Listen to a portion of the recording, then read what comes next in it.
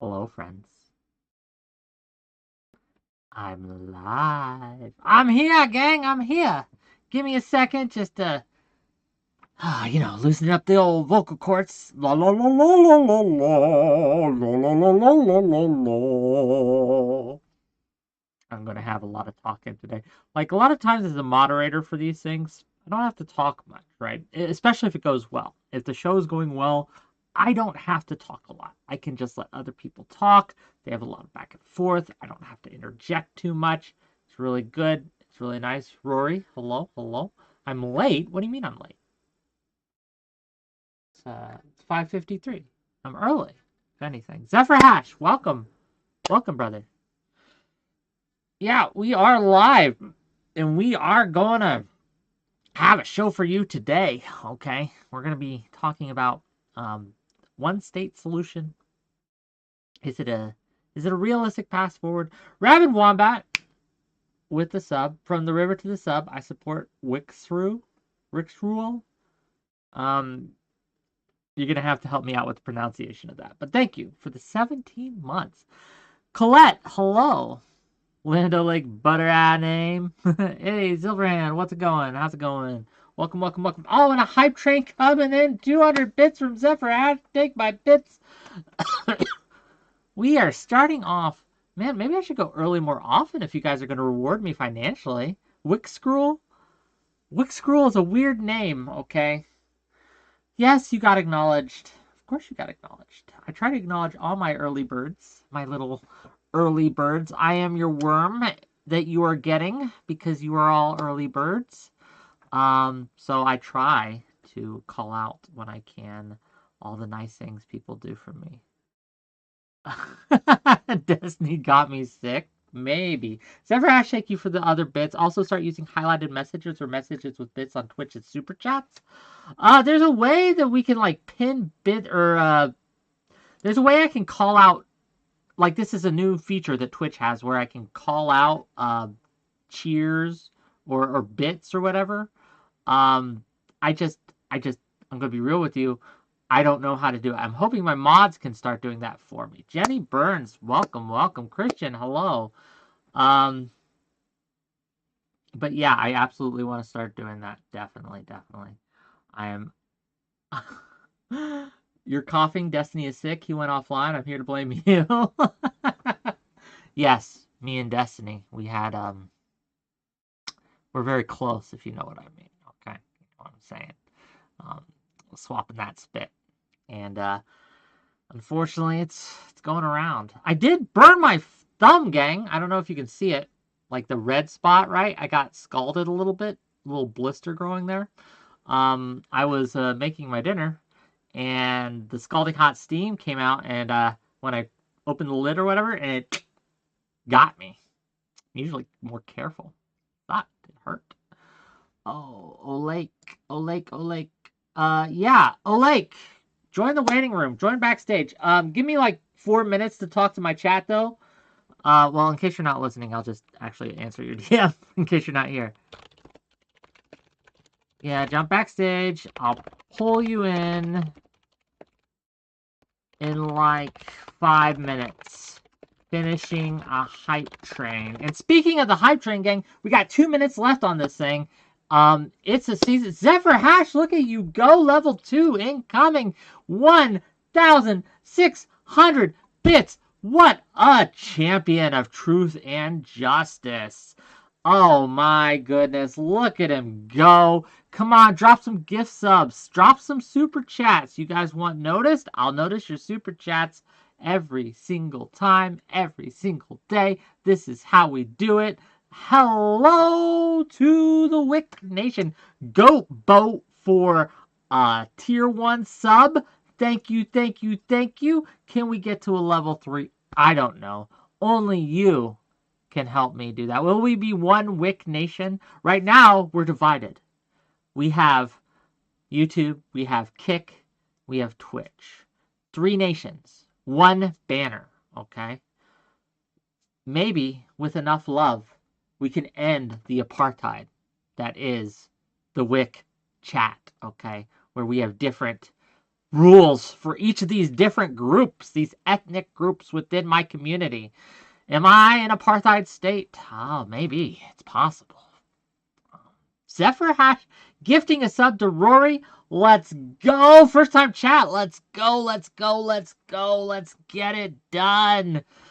Oh, thank you all. I do appreciate every single person who helps me out. Can I give a minute, right? Can you give a minute to my mods and my admins? They put up with a lot. I put them through the ringer. Look, having to moderate, especially such contentious topics as this, it's tough, right? And especially when I don't let them just go ham, right? I don't let them just go ban happy. They all are very good at kind of riding that line between protecting the community and protecting free speech, right? It's a tough line it's a tough row to hoe, but they do it well. So can we get a round of applause, gang? Can we get a round of applause for the mods and the admins that work so hard? Can you get a raise? I'm going to double your payment, Tessie Johnson. Double it. You take it, what you're getting now, and you multiply it by 2. That's what you're going to get in the future. Hell yeah. Okay. Today, we are going to be talking. Okay, first of all, let me address this before we go further. I know a lot of you are really tired of Israel and Palestine. I get it. I am going to vary the content for you. It's something I'm passionate about, but I know a lot of you want a variety because we do a variety of topics here. So I understand that there is frustration that this seems to be the topic. So I've put together some shows for you coming up next week. So Monday, we're going to be talking about the Argentinian election, right? I don't know how to say his name. Malil. The ANCAP, who now rules the country. We're going to be talking about that. This Friday, we're going to be discussing men's issues on a men panel. I'm going to have Lycan. I'm going to have Lactoid. We're going to have Carl. We're going to have a few others, and we're going to be talking about men's issues, right? And then on Wednesday of next week, so not tomorrow, but next Wednesday, we are having people on women, an all-women's panel on what is wrong with men. So we have heard women talk about women's issues. We've heard men talk about men's issues. But what we need, what this space lacks, is women talking shit about men, right? As a group. We are absolutely going to be doing this. It will be a blast. It will be fun. So make sure you check it out. How's that new monitor working? Like a charm. Like a charm. Thanks again to 𝕍𝖎 helping me out. I was able to get something that matches my other monitor, so I'm not having one that's like super small and then one that's pretty big and large. So it's not a perfect one-to-one match, but it's close enough. It's good enough for government work. It really helps me out. So thank you, thank you, thank you. We have about a minute left on this hype train, a minute and a half. So any gift subs that you want to give, any kind of Twitch cheers, bits, anything like that, now's the time, gang. We can get this show on the road and we can have a wonderful discussion. Today we are going to be talking about the one-state solution versus a two-state solution, or multi-state solution, I should say. Olake and I have been going back and forth. He's very adamant, right, that the one-state solution is the moral path forward, the thing that we should be advocating for. I strongly disagree. And I invited him on, and he has graciously accepted to come and talk about it with me directly. So that's what we're going to do here in a few minutes. After this hype train's done, I'll pull him on. He's in the waiting room right now, I believe, and we will grab him in and talk. Concluding postscript says 1 Jewish state and 22 Arab states. I don't know about that. Kilo the Giant says, I would love to head up the black panel. The black panel? What is the black panel? What is this? I don't know what the black panel is. Have a panel on black issues with all white people? Maybe. and vice versa. What's wrong with the whites and have a bunch of black people on? An all black everything. Why are white people? Why are white people? Right? That would be a great segment. Gang, we got to level 2 success hype train. Thank you, thank you, thank you once again. Yeah, I guess it is time. Let's bring on our guest and start this show. Please give a warm welcome to the one, the only, Olake. Hi. I'm muted. How's it going, Whick? Oh, it's been a while, man. I'm doing good. I burned my thumb. I don't know if you can see. Ooh, I do see it. Sucks. That does not look good. It really sucks. Kilo, thank you for the gifts up. You missed the train, but that's okay. You could still gift me subs, gang. So appreciate that. Yeah. How's the family? Dude, I'm gonna tell you, it literally feels like it's been 10 years. Just it's been good. There's a lot of the real pain, of the baby is kind of gone. The problem you have right now is you're essentially trying to piece back your life in terms of like, what do you want to do for fun? How do you do fun? How do you have fun anymore? People often say like, the weekends are a new time to relax. It's kind of like the opposite, I feel like, with a 1-year-old, where it's like, no, the weekends are actually where you don't have daycare. So you actually have to take care of her. And so it's just, you're learning a whole new thing at that point. Well, I'm sure you're doing a great job. It's a hard thing. I've never been a parent, right? But I have helped raise my nephew and my nieces and stuff like that. Not the same. I'm not trying to compare the two, I will but say, like, the one thing that I feel like I've learned is I have a tremendous amount of respect for single parents because, at least with me and my wife, we can just trade, right? There's something about that to be able to say, like, I just need a couple minutes. Can you do this, right? It's just like, imagine when you just don't have that. And you're feeling sick. Like, I felt sick before and I was like, how do you take care of a baby when you're sick? It's just so all the respect in the world for that too, because that's pretty crazy. no, I agree. Sorry, I realize that my dinner is showing, so let me move that so no one has to see my leftovers. Give me a second. I'm not gonna lie, I was doing a absolute like cleanup before this because I realized like my whole desk was messy. It's funny because it didn't matter at the end because I could actually Mhm. barely see my desk. It's like, but I had all these figures that I've been painting and things, Oh, and nice. yeah. So Well, it it's was okay. no, it's fine. Finish your statement. Oh, I was just saying it was crazy. Like I was just in cleanup mode, realizing like, yeah, nobody wants to see all these random stuff on here, extra plates, that kind of junk. So Yeah. yeah. Yeah. Well, first of all, let me thank you for agreeing to come on to my show and talk about this with me. I know we've been going back and forth a little bit on Twitter. You've become one of my reply guys, which I appreciate. But I know you have a lot of criticisms for how I've handled this situation, but it's always good that we are able to sit down and talk because I do respect you. I do respect your opinion. We've worked together before, and it has been a while, so I wanted an excuse to have you on, and I think this is a good one. So, for the audience, right, if you will, can you just kind of talk a little bit about some of the problems that you've had, and also, again, about some of your thoughts on the way just this is being handled in general by the public and by social media, etc. Go ahead.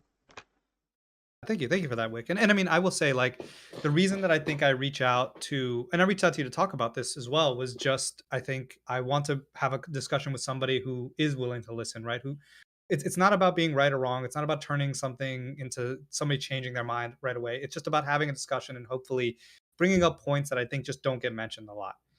The big reason that I felt like reaching out to you, and just something I've always seen with Israel Palestine, is um, it's never really being talked about in the way that I felt should be talked about. It feels like people come from a place where they support one side or the other, and everything and the way that we consume that media essentially becomes a self-fulfilling cycle. So those who are pro-Palestinian will watch videos of dead kids, of people on the rubble, and that's some horrible stuff to see. Like I see that too, but they are not going to look at the other side of it, right? They're not going to be engaged with the fear that Israeli people will fear. They're not going to see the sort of anti-Semitism that you might see online, that kind of thing. And the problem that I have in general is that while that seems to be well understood by many people, the opposite is not. And I hate to draw this person out, but I mean, I'm just going to say it. But like someone like the best example for me was someone like Aristocracy, who I understand her mentality, so I'm not blaming her at all. but watching her essentially pushing the same sites that have been kind of shown to be maybe problematic in general, uh, kind of makes me struggle because it seems like there isn't that same level of understanding, right? You're pushing the same mentality. You're watching content that's going to reinforce your viewpoint, but you're not really coming to an understanding of like how do we solve the problem itself? And so I think for me, I come from it like this, where I didn't know anything about Israel Palestine. I'm American, right? Of course. So I'm not gonna lie. Like, yes, my mom is from Afghanistan, so I have a predilection towards saying like I do in fact things that Arabs and Muslim people are human. Like, I'm not gonna jump down maybe a certain train that maybe some people would. Um, so I come from that background, but I didn't really care. And to be honest, it was not something that ever mattered to me. But when I was young, when I was 14, 15, my history teacher told me to go investigate. She challenged me. It was talking about, she said, talk about your history, talk about your nation, talk about something there. But I told her I was going to do Chile, where my dad is from. And she was like, no, I want you to challenge yourself. And so she gave me a couple of options. She gave me like Somalia. She said, do Israel Palestine. And I chose them. And so for me, when I gave my presentation where she said, I want you to take a stand, there's no right, there's no wrong, take a stand on something. I ended up saying, like, terrorism is bad, but I think that Israel is going too far. I think that they keep on killing people. It shows that they don't really care too much about sort of the outcome of the enemy, if you will. And I didn't realize at the time that that was a huge stink. People in the class got mad. I remember there was a girl that, she said, I'll never forget these words. Imagine that it's been like 15, 20 years now. And she said, like, I'm Jewish and that offends me. And I did not understand it, because for me, I couldn't understand, at least at the time, where this person was coming from in terms of Israel Palestine. I knew it was a Jewish state, but I never really thought about the idea of like the singular Jewish state that Israel is. And so for me, it's always been since that moment somewhere where I felt like I've been learning more and more and trying to at least moderate my position. But at least from my argument's sake, I think that over the time I've been looking at it, it's only kind of solidified my view that I think that Israel is not looking for actual peace. I think the problem with the situation is you have terrorists that have run the asylum, if you will, on the Palestinian side, and you have another side, the nation of Israel, that is completely happy to essentially ethnically cleanse the Palestinian people from existence, right? They don't want them to exist. They don't want them in Israel. And they're finding any excuse they can to get rid of them. And so right now, the question is, when we talk about solutions, we'll get into that part with you, right? Is like, where and how do we get to a solution, assuming that we have these two intransigent people that have no motivation to stop what they're doing. I mean, the governments may not have the motivation to stop what they're doing. So, for example, right, Hamas is funded by Iran and Qatar and etc. It Iran and Qatar do not care about the Palestinians. The body count helps them, to be honest, and so they can simply push in the money.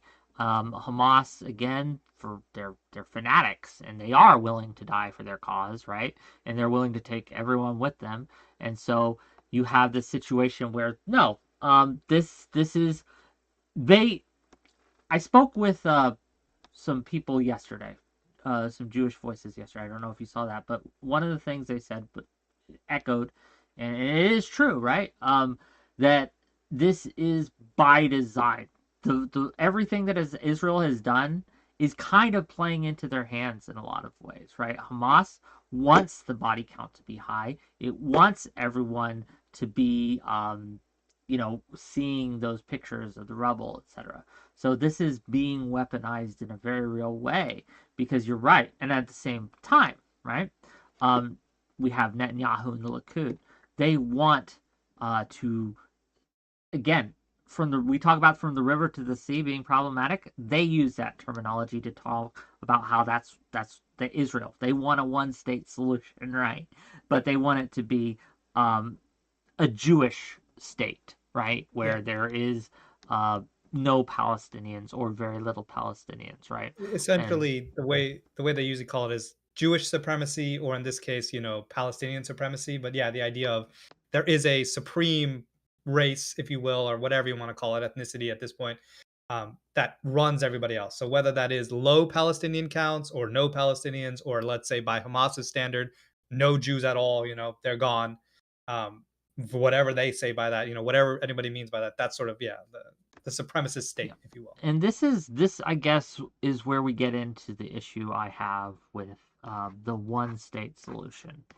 When we look at the region, we look at the actors in the region, we don't have to just stop at Hamas. We can look at the Palestinian Authority, we can look at Hezbollah, we can look at Jordan itself, right? We can look at all these other in the area, right? In the area. The actors who want a one state solution, none of them are democratic.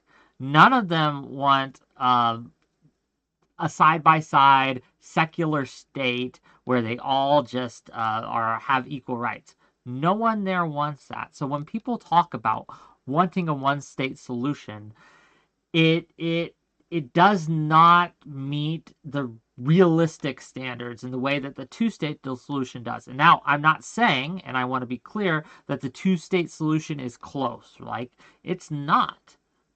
It is something that is far away, that has to be worked for, because when you poll Israelis, when you poll Palestinians, very few want that too. It's like in the 30%, 40% range, right? It's a minority of these groups who want a two-state solution. But the problem is, it's almost too big to fail at this point. And I'll explain what I mean by that.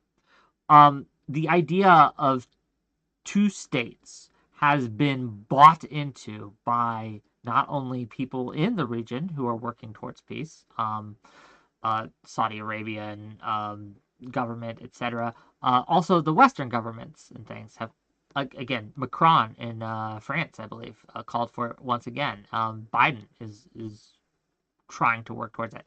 We have every world leader wanting to do this, and it, again, while being far away at this present point in time, we have the infrastructure in place to make it happen in a way that we simply don't yet with the one state solution. And, well, the one state democratic solution, we have the infrastructure in place to make it one state, right? But that is the IDF currently, Yeah. or Hamas, or Palestine, yeah, or Hamas. So I guess my question for you is, because you were adamant about one state, sell it to me.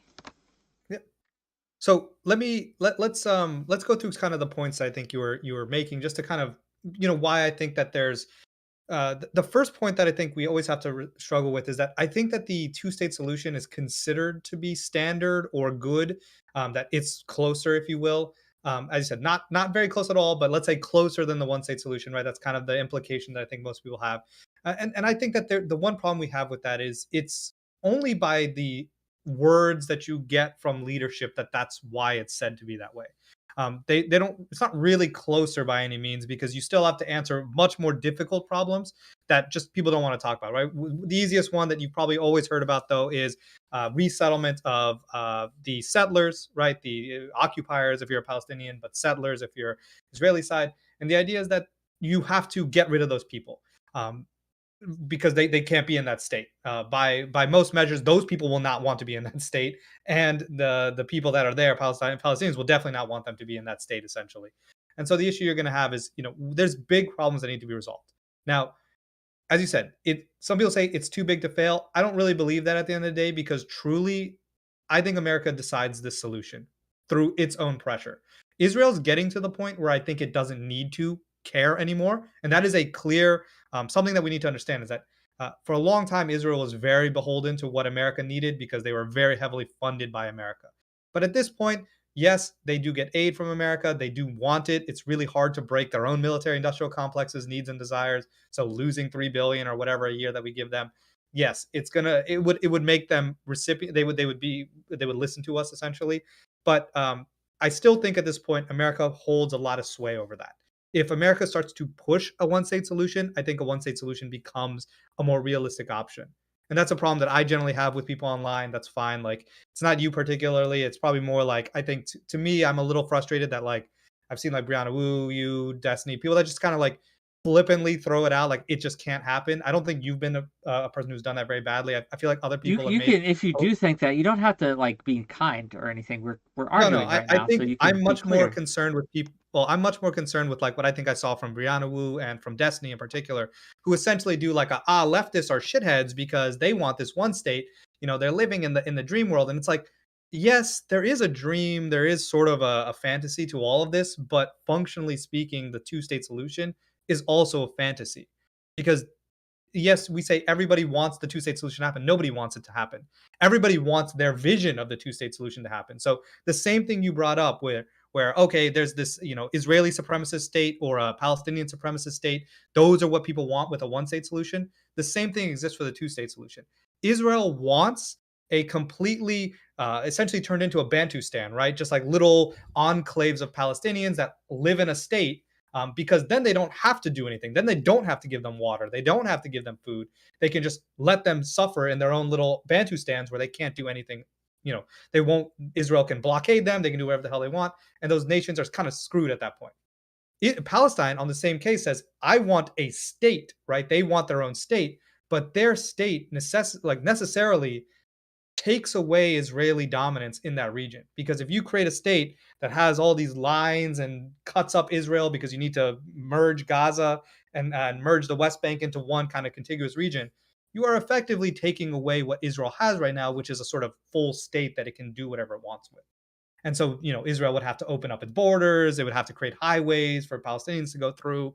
And essentially what you would end up having is Israel that would be very worried, I guess, about how their future works. And so I think the problem that I have there is I think what people want, what they think the two-state solution is, just can't exist in the way that we think it would exist, where just put two Well, guys on the map, they're two independent states, let them be free, they'll be happy about it. It's just again, the way it works doesn't seem to yeah, match. there are absolutely problems and obstacles to overcome before we get to a two-state solution or a three-state solution, right? I'm going to set aside because there's multiple, like two, three. I've heard various things, but I'm going to stick with the standard two-state just for the purposes of this discussion. I'm not inherently opposed to a three-state or something. I just am not as familiar with those proposals, so I'm going to set those aside for now. But I want to talk about like the two-state as offered both in the 𝕾𝖍𝖎𝖙 offering in 2008 and as also the Oslo Accords famously, right? And yes, those did not work. But I would point to those as evidence that at least Israel is willing, excuse me, and has been willing before to come to the table and say, hey, we will make accommodation. We will do this. Like, there is precedent for them removing settlers from areas. They've done it before. This isn't some, like, dream world thing that could never happen. They did it not even 20 years ago when they pulled out of Gaza, right? There was about 8,000 to 9,000 settlers there. They just removed them. The soldiers came in and took them out. And we can argue the morality of that, but they're willing to do that. So, yes, there are absolutely obstacles. But the obstacles, so let's talk about why the conflict is occurring. The one-state solution, in my opinion, does not address the root causes of the conflict. And that is why a one-state solution just will not work. If our goal is peace in the region, my goal is peace in the region. I think your goal is peace in the region. I think most world people want the killing to stop, right? Yeah. And there to be some form of equality. We have to look at why this is happening today and what each proposal that's being made does to address these things. One of the major... Israel and Palestine don't need a merger. They don't need a marriage. They need a divorce, and they've never had one. Israel's always had its fingers, right, in Gaza, the West Bank, and the Golan Heights, all these. It's had its fingers there. It needs to be separated out. It needs a divorce, an amicable divorce, because what's happening isn't that they just don't understand each other. They live on top of each other, right, these two groups that, again, because of the past atrocities that we don't have a time machine. We can't fix it. This is a state of play that there are sizable portions of each country or each group that want the other dead. So we need to partition them and separate them out. But we can't do it in the way that Israel is currently doing it with again, military force that just pens them in and oppresses them. We cannot do that. That is immoral. That will not work long term. It hasn't been working long term, as we can see, right? So we need something that will. And again, you can say it's a fantasy land or far off, but a one state solution will not fix that problem. A two-state solution will. A two-state solution will remove the proximity of each other. And again, there's obstacles towards that. I'm not saying that we could do it tomorrow, but it is something that we should be advocating for and working for, because these people don't want to live together. Why would we make them? I mean, a question that has been asked over and over again. They asked that question in America when we thought about freeing slaves. Uh, Many of our founding fathers posited on that notion of why would black people who have been enslaved not just go and rape and kill and murder people because of that. This was posited in South Africa, famously, in the idea of if the Boers were here and they had done all these oppressive actions to black South Africans, why wouldn't those people just rise up, since they were the majority, and just not kill all the white people? Over and over again, we've seen this question be asked, which is these people just don't like each other. They don't want to live together. They should just be a divorce. They should get divorced. They should do their own thing. And oftentimes, what we found is that one, the majority of people in the world aren't genocidal maniacs, right? I think we just find that like people aren't genocidal maniacs. They're not going to go out of their way to go kill people. Oppressive action creates terrorism, and there's no supporting terrorism. Like no one's going to ever do that. You're not going to see me Hassan you up and tell you that this is a justified. No, terrorism is bad. We can understand where it comes from. We understand that sometimes it comes from the actions that other people do. It never justifies itself, but we know where it comes from. But the problem we find is that this action of saying like they can't get along, that this can't change, that these people don't want to live with each other. Yeah, they may not want to live with each other. They may not be loving each other. They may not want to intermix, if you will, or whatever all that kind of stuff is. But we often find that people will live together. They will. They'll live in the same country. They will abide by laws as long as they believe that those laws are fair towards them. Now, there's a lot to really digest in what a one state solution would be. I think my solution, the problem that I have with people that say the one state solution doesn't exist is yes, you are correct. The one state solution will not work if we continue the same situation where you have Hamas in charge and allowed to sort of run in the Palestinian elections, that sort of thing, and they can say all their stuff. It won't work if you have essentially a large portion of Israelis who say, like 𝕾𝖍𝖎 is good and all of that. Okay, great. I get you that those things make it difficult. But there are safeguards in place. We never talk about the idea of how a one state solution could resolve those issues, how you could get people to live together, what type of guarantees the international community could make, how you could get different groups to take on leadership roles and leadership responsibilities, how you change that. Because I don't believe that the root cause of this conflict is that they just don't like each other. I believe that the root cause of this conflict comes from from trauma on each side that they both need to confront. So the Palestinian people have the trauma, if you and I'm using this as to just, Yeah, I I'm get you. not saying it's fake, but yeah, they use this trauma as they had land and that was taken from them, right? They believed an ethnicity was formed there, contrary to what maybe Destiny might say. There was an ethnicity that had formed there. Maybe not a nation, but ethnicity. One that even when you look at it, when you think about it, from them being annexed by Gaza, or sorry, being annexed by Egypt and by Jordan, that there was still an ethnic consciousness there, and they believe that that was taken from them. And so for them, it's, can we get that back?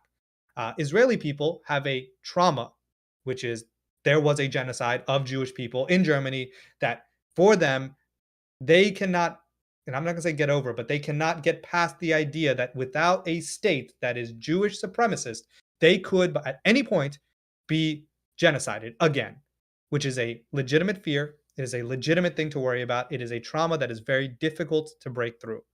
But my belief is that if you address those root conflicts, those root worries, those trauma that hits them, that makes it so that they can't move past it, you can in fact get to a solution. And I So think that the one state solution can in fact do that in a way that the two state solution actually can't do at all. So the which we problem, can get yeah, into later. yeah. The problem with all that though is like when we can point to, um, the slave, the freeing of the slaves in America. Again, I would argue that's not the same. They never had their own nation, right? It's they again, and also we didn't disarm one group, right? We didn't disarm ourselves and then said, okay, go ahead, you're free now. Which a one-state solution would be, in effect, taking away, right, the military dominance of Israel and then putting them on par, right? And we would be like, okay, now what's happening? We can also see recent examples, right, of one-state solutions having failed. Yugoslavia is a perfect example. That was a one-state solution. Right after World War II, they put it together. They put all these bunch of ethnic groups, and they said, "Okay, you're all one nation now. Get along." And then we had genocide, mass death, ethnic cleansing. It worked for a little bit. I'll give you that. It worked for about 20 years, but then it turned into a shit show real fast because, again, drawing lines on the map, forcing people together who don't want to be together, and saying you have to get along because peace, harmony, and love. Again, we look at these things and we have to recognize that while it would be nice, I would love to live in a world where this might be possible, it just simply is not. Now, maybe after years of living in peace in a two-state solution, they will want to merge, but that's something they have to choose for themselves. It's not something we can do.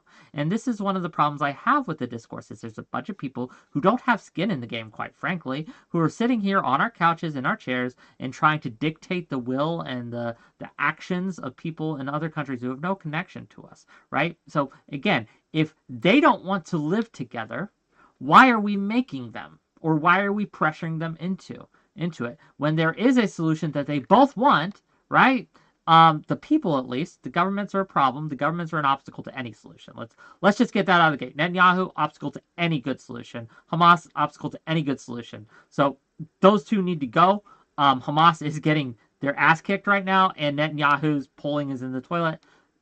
Thankfully, hopefully, that'll get resolved, but that's something we have to, again, keep in mind. That is where our pressure should be, is to get rid of both these groups.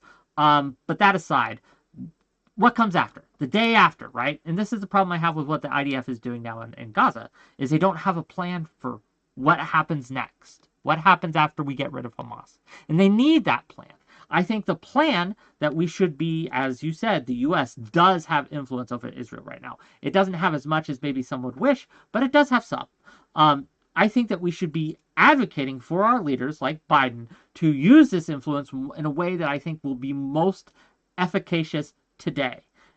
Once Hamas is done, right, and once we can, I think Biden's talking about putting sanctions on settlers. That's a good step, right? Other types of pressure to kind of remove that obstacle. And then we can get to a place where we can start looking at the map and the people who are involved with, again, third-party mediators coming in, which is another problem. We have to have a trusted third-party mediator, which is an issue. But if all we need, it's not easy, but it's simple.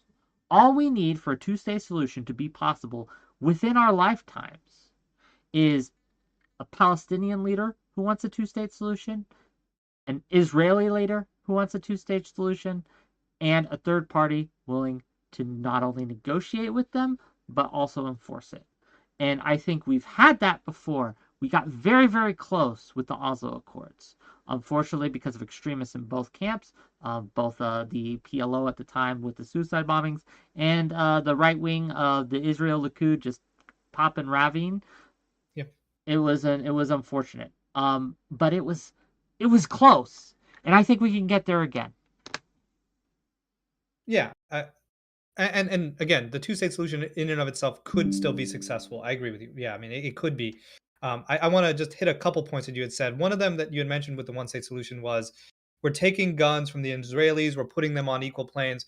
No, I don't think we would be doing that at all because, again, the way that we would want to structure a one-state solution is not a hands-off affair where we put everybody together and walk away. I think we found that just doesn't work. You actually mentioned Yugoslavia, and that's the big problem that we often have with this. The big problem that we've had, and this is like kind of a post-colonial thing in general, right? Like we've seen this both in dividing nations and in putting everybody together, is you often have a place where it's like the British come in Africa, they see the Hutus and the Tutsis, and they say, oh yeah, they're all black. Okay, this is a nation, right? This is our nation because we created it based around our own colonial borders that we had negotiated with other European nations. And what you're finding is that then everybody just leaves and they're just gone. And let's be kind of clear here. This is very similar to what America did in Afghanistan. The same idea. We come in, we say we're going to repair things. We come in, we do a bunch of stuff. We get rid of the bad guys, if you will, and then we turn our attention immediately over to Iraq and then just leave Afghanistan on life support to just sort of be corrupt and be shit. And I think that what I generally say is like, that's a problem we have, which is we don't look at these solutions as, okay, how are we coming in to actually be there to change the minds of people, to get them used to what that world is, what that place will be. And so I don't think we're taking the guns away from Israel, because the idea is we're probably taking away guns from both sides in that situation. You're essentially having a place where, again, and we can even change it. Like, I'm not even talking to you about make a federated electors similar to what you see in America here, where, Jewish provinces will have essentially a little bit more say. We say it sucks in America, but we also know that it doesn't, there's still democracy here, even though people in the Midwest and Wyoming have more say than we do here, where I do, let's say Virginia, right? Yeah. But we understand that there's still democracy there. We understand that federated electors can always help resolve those problems. Where essentially what we're ensuring is that, yes, we don't want Palestinians to get the keys to, or we don't want terrorists to get the keys to the guns. We don't want them to be able to turn the nukes in on themselves, whatever you say, right? And I think that that's where we say, like, that's where you have oversight by the UN. That's where you have oversight by the United States to make sure those type of things don't happen. We have very strong guidelines in place. You started all this by saying how we fucked it up everywhere we've done it before. We've fucked it up in Iraq and Afghanistan. Why is now different? Well, why couldn't we do it then? But in Israel Palestine, this time we're gonna be successful, gang. America and the UN is gonna go in, and this time it'll be different. Why? Well, why is the same reason why you believe that the two-state solution will work, because you have to believe that something's going to work, because the two-state solution has had the same problem year after year, decade after decade. We have watched this nation, or this area, coalesce into madness, into terrorism, into death. And guess what? It's always been under the pretext of negotiated two-state solutions. So you can tell me, yeah, the two-state solution will work. Yeah, we just need the right people. It's like, yeah, you're right. We just need the right people. But that same answer is for the one-state solution. But we need significantly less things to go right for the two-state solution, whereas we need significantly more things to go right for the one. I understand they're both hard, but we can't flatten this out to say, well, they're both equally hard. They're not. One is an order of magnitude harder than the other one, because again, we have gotten close with the two-state. With the one-state, we've gotten close too, but it's been in the genocidal sense, right? In the genocidal range. Yeah. Well, I disagree with the nation. I disagree with the nature of that. The two-state solution has ever been close. The two-state has always been a quote unquote, I'm gonna say, a more genocidal solution as well. The idea that even has been presented, Israel has presented many two-state solutions. Donald Trump did. Jared Kushner went and made peace in the Middle East, as he said. He presented his own plan. The problem that has always happened is that, yes, they give the land. They'll give land to the Palestinians. They'll give them all the shittiest land in the world. They'll give them a broken down city in Gaza. They will blockade it militarily. The facts on the ground when you look at these peace deals are not two equal states. There is Israel and a Bantustan, right? A little tribe of people that sit in Gaza, and they don't have the right, let's say, to fish their own lands. That's an issue that you'll often see. Or you'll have a place where the arable land that Gaza would need to survive is still administered by the Israeli military. So they don't get that land. So then they have to depend on the West Bank. But now the West Bank has to now build a highway by itself, which it doesn't get the money for, to then build a highway to go to Gaza so that they can actually give them that food. But alas, there's no money for that. So, I mean, the problem you're often seeing is the facts on the ground in the two-state solution are not going to work. You said they moved people out of Gaza. I agree with you. They pulled out 9,000 to 10,000 settlers from Gaza in 2005. Why? Because Gaza is a shithole. Because Gaza requires too much money for the IDF to continue to try to support those 9,000 people. Now that caused a lot of money. They had to pay a lot of money to get those people out. They had to do all that stuff. Now imagine if you took those 9 and 10,000 people and you took that and said 700,000 people that live in the West Bank. How are you going to move those people out? And if you don't move those people out, Israel often says, we'll get rid of these settlements, we'll keep these, there's just too many people here. The reason that they do that is because if you keep those settlements, the certain settlements that they want to keep, you can't have a two-state solution. Essentially, you'll have Israel sort of guarding and running all these highways that essentially the Palestinians will still have to do checkpoints and things to get through. And that's the issue you have, is that the two-state solution doesn't seem to be a solution at all. It's a very pro-Israeli solution where the Palestinians, again, I think they could agree to it, maybe, but I'm sitting on my couch here. Truthfully, if they want a state of their own, something where they are independent, where they have arable land, where they're not beholden to essentially Israel, the Israeli military being all up in their ass on their borders all the time, it's just no solution has ever been there. So No solution has ever been presented there. One of the major obstacles, and you're right, is that there is Palestine would basically be having to start from scratch. Whatever borders you draw, they'd be starting from scratch. They'd have to build the infrastructure. They'd have to do all that, right? Yeah, that is something they just have to accept. So one of those things where it's beggars can't be choosers, and that's a crass way of putting it, and it's maybe crude and maybe a little cruel, but that is what it is, right? So we have these options, these realistic options in front of us. If you poll Palestinians, what they want to do is kill Israelis, right? They're in favor of armed resistance to Israel. That is, I think 70% was the number I last heard in the most recent poll after the fighting and stuff. That's not an option. No, again, if you poll most of the Israelis, they don't care about the people of Gaza. They just want them to, they want them to bomb, be repercussion. No, we can't let them have that, right? We have to get leadership in power that understands that even though the people may want to kill each other, they cannot be allowed to kill each other. And so we need a Mandela, or we need someone. I don't know who that is at present. I can't point to a single leader on the Palestinian side who would qualify for this kind of thing. But it needs to happen. So I do believe, and it is a leap of faith, I will grant you this. This is a leap of faith, that if we put the conditions in place for a leader to rise to the occasion, that we might have one that will. Yes, there will need to be oversight by third parties involved in this, but that is a far different thing and far less oversight than coming in and trying to enforce a one-state solution, because all those problems where you have infrastructure and things like that get magnified. So the question would be, who controls the military of this new state? You have 7 million Jews and 7 million Palestinians, right? Like, talk about a death vote right there. Whoever gets to control the military, just basically, that's their nation. So you couldn't even let them have a military in a one-state solution, at least for a while. We'd have to do like we did with Japan and come in and be their military and be their police force in a real way. And I don't think anyone is currently willing or even able to do that. However, in a two-state solution, right, we can negotiate these things in a much smaller scale, and I think in a much better way. We don't have to negotiate who gets control of the military. What we have to do is we have to funnel money into a government in Palestine that isn't going to use its money to just blow up Israelis. And we have to get them to actually build infrastructure like Hamas should have done, so they won't be reliant on Israelis' food, water, etc., medical care, all that.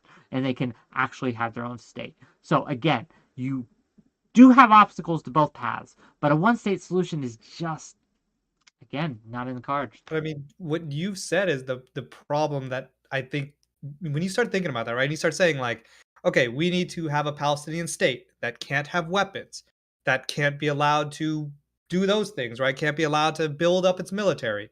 But that's not what I said. They Palestinian can't state be allowed to blow up Israelis. That's sure. what I said.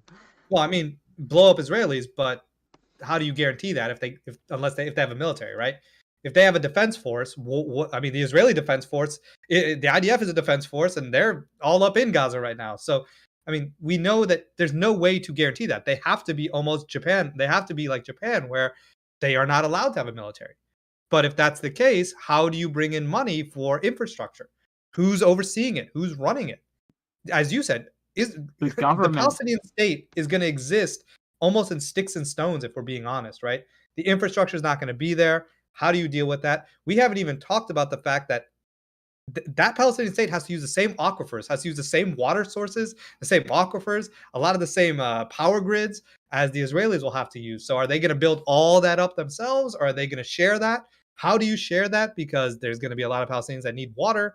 The problem you're going to have with this is the logistics of doing this are insanely difficult, and they're still going to need intervention, right? They're still going to need a third party that's sitting there, whether it's the US or the UN, that's saying you guys you can't have weapons.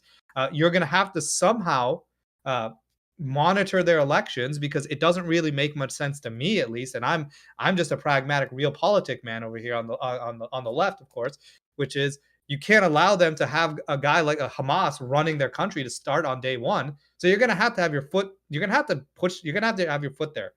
Kind of pushing them and nudging them in a certain way. So if that's the case, that we have to have our finger on the pulse and changing the way that they're doing things, well, why wouldn't we just do that in a place where we have so much more control over it? The one state solution does have a lot of control. The idea is we don't have to start from scratch like we did Japan. We really don't have to do that. It's actually more akin to Germany, where Germany was able to get up on its feet, at least, West Germany, of course. But the idea was that it was much easier to get them up on their feet because the whole nation wasn't bombed to hell. It still took a lot of money, but the idea was that when you have a nation, and Israel will be a very Germany was fully pretty fledged bombed nation, to it's hell, got a dude. lot of money. Like, It can do a lot. It's not, I hate to interrupt, but Germany was pretty bombed to hell. Like, I mean, it was bombed to hell, it but was the it idea was was it that was pretty the bad. the nation's infrastructure was still intact, right? The macro infrastructure of West Germany, right? So West Germany, within a decade or two, was able to pretty much be essentially a power, if you will, in Europe, which Japan took a lot longer than that. Korea, in that case as well. Korea was very agrarian, and then we put in a lot of money and a lot of Japan support. didn't take It was longer able to than get itself in Germany, the Drake. 90s, We got about Japan in 4 a few years. years, right? Well, see, the Germany issue is complicated by the fact that we divided it up into two with East Yeah. and West Germany, so it's hard to really make apples to oranges here when it comes to Japan. But yeah, it's like, I guess the other, like, I disagree with you on that it would take less effort, first of all. But the second of all is the simple fact that the people in that region, the Israelis and the Palestinians, neither of them want to be in a nation with the other. They just don't. Israel does not want to live side by side by Palestinians. They want them to be Palestine and Palestinian. Well, the ones who want a two-state solution. I want to be clear. There's plenty who want to just kill the others. Okay, so we're talking about the reasonable people. And Palestinians, they don't want to live in Israel, or they don't want to live side by side. They want their own place. They both want to be able to self-determine for themselves without worrying about the other people coming in and messing with them and doing things with them. So at the end of the day, right, like, we would have to drag them kicking and screaming the whole way in a way we wouldn't have to with the two-state solution. We'd still have to put pressure. We'd still have to influence. All these things are true. But one is much less. And $10 from Lawson Harrison, let me make a little money. I don't think Palestinians need a Mandela. I think Islam needs a Luther or a Geiger. It's the only of three Abrahamics that hasn't gone through a reformation. I don't know the truth of that. I don't know Islam as much to say. Islam needs to be reformed by a non-violent faction, essentially, to be peaceful. Okay, good luck, buddy. Sure. One problem just for that person, there is no pope in this religion. It's very, very difficult to start over in the age of social media, but find that guy, I guess. $10, $10, I'll read it. Right, so. Yeah, exactly. I mean, hey, $10, I'll listen to anybody. But I think that the big issue that I think at least it hits me again is that, yes, there is that issue where you have to deal with the fact that they don't want to be there with each other, but the underlying problem is that they both do not want to live with each other, but they want to live in the same place. So It's similar to, and I'm going to use an example from, my personal life, is that I have a friend, a friend of my wife who, she got a divorce from her husband, but they both had their names on that house. Okay. And that sucks because guess what you can do? You can't do much. Nobody can sell that, and nobody wanted to leave the house. And so that was a very difficult conversation to have. Now, in those things, you can in fact get somebody to leave. But remember, in that situation, it's very difficult to get somebody out. You need an arbitrator to say that. In this situation, nobody's acting as the arbitrator. Everybody wants to be and accept human rights to say you have a right to live, where you want to live. If somebody were willing to walk away, then the situation would have been fine. If Palestine was truly willing to say, like, yeah, that's fine, we're willing to give up East Jerusalem, we're willing to give up Jerusalem, we're willing to give up our sites, our historical sites within Palestine, or the old Palestine, if you will, then sure, it would in fact be great. It would be great to do that. If Israel were willing to say, we don't need a Jewish state here. Why did we have a Jewish state here? I don't know. We don't need a Jewish state here. We can have it somewhere else. It would all be good. But the problem is they do want to live there. And that's the primary concern. If somebody walks away, that's great. But the two-state solution is still going to have that problem where you're going to need to divvy up the land according to what those people want, right? What those people, how they want to deal with it. A one-state solution can live. This is why we need leadership in the region that is lacking, right? That is lacking right now. We need an Israeli leader who's prepared to meet the Palestinian demands, right? Sure. On Jerusalem, on borders, security, right of return, refugees, at least to an extent, right? And we need a Palestinian leader who's willing to meet Israeli needs and requirements on the same issues, plus the recognition that Israel is a nation of Jewish people. Now, we don't have those leaders at present, but we've had them in the past, and we can get them again.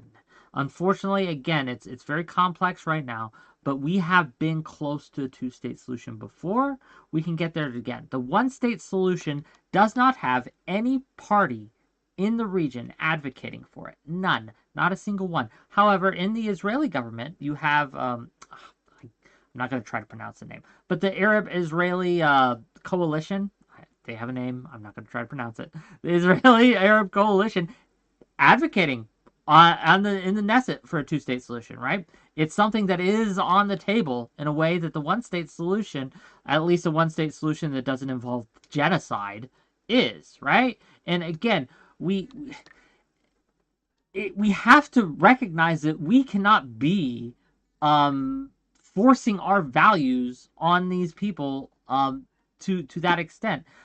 It would be nice if they all wanted to live together, but they don't. They want to live separately. And so we have to honor that, and we have to work with them to making that happen in a way that doesn't involve mass death and mass ethnic cleansing. I think that the two-state solution, going back to, like, we could argue on the borders, right? I'm not an expert on this. I don't know exactly where the best place to be would be to draw these borders. Like, do they get to keep the Golan Heights with Syria and all that? I don't know.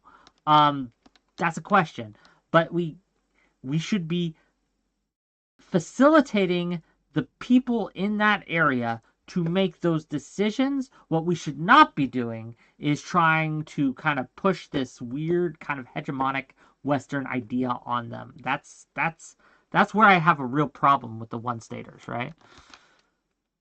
Agree. I mean, sure. I mean, I can understand that. I will disagree with you just in the general scope that I don't think that, pushing coexistence is a hegemonic, Western ideal, but I understand what you're saying. I mean, I do. My problem is, again, we're still saying we need leaders, right? We need leaders to do this. One of the big issues that I kind of bring up is that the support for a one-state solution has increased even among Palestinians.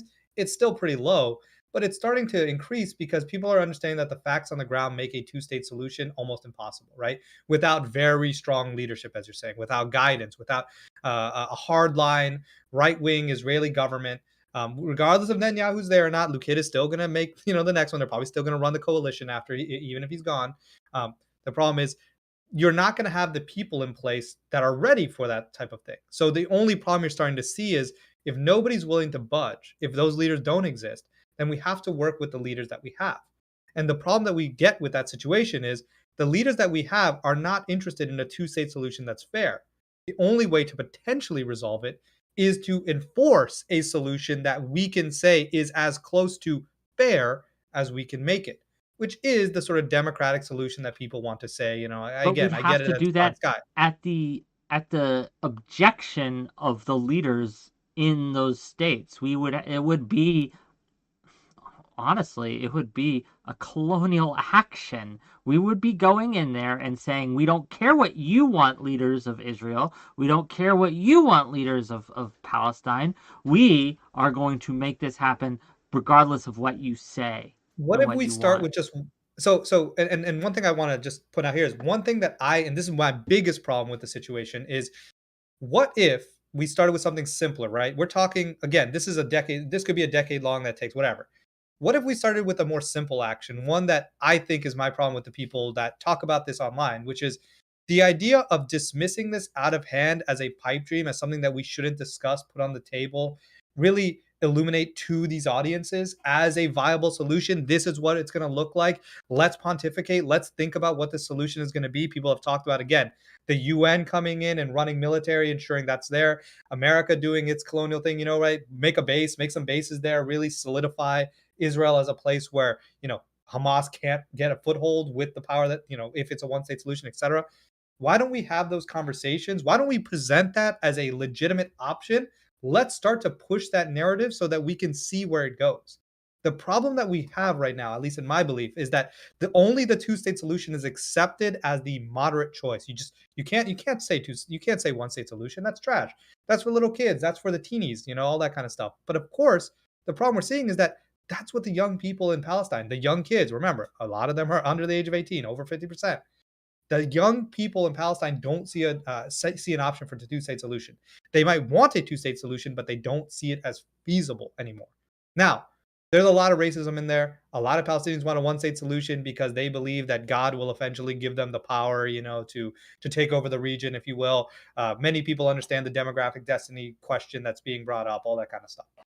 But it's still for us to note that that is rising among the young people, the people who will live in this land, the people who will be here in 50 years, right? We're not going to be here. Well, maybe, I don't know. Let's hope we live forever. Let's hope we can live long. But I'm truthfully, only we're looking. 40. Damn, I'm not ancient. I could be here No, in 50 we're young, years. What man. are you I'm talking I'm about? 30.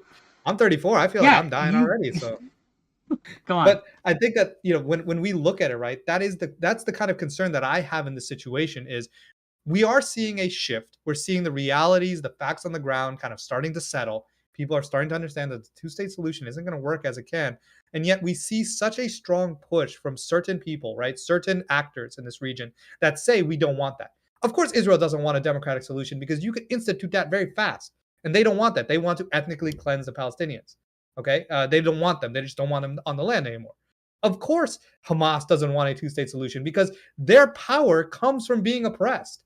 If you're in an equal land, if people are at least in peace with one another, Hamas will not have power because Hamas is built through the oppression that they suffer from. Yeah, no, this So, is a mistake, and you keep saying this, but that's not true, right? If there was no oppression anywhere, wars would still happen over ideology and religion. It just would happen. yes. That is true. Like, again, we cannot discount the fact that Hamas, even if Gaza were rich and powerful, right? Because a lot of Hamas's leadership is rich and powerful. I think their top three leaders have billions, literally billions of dollars. Okay, they're not being oppressed. They're not living in this thing, and the recruitment they do may be aided to some extent by the oppression, but it is not reliant on the oppression because they would just use other means to recruit. Again, in America, we have a lot of white people, right? Oppressed white people, right? Who are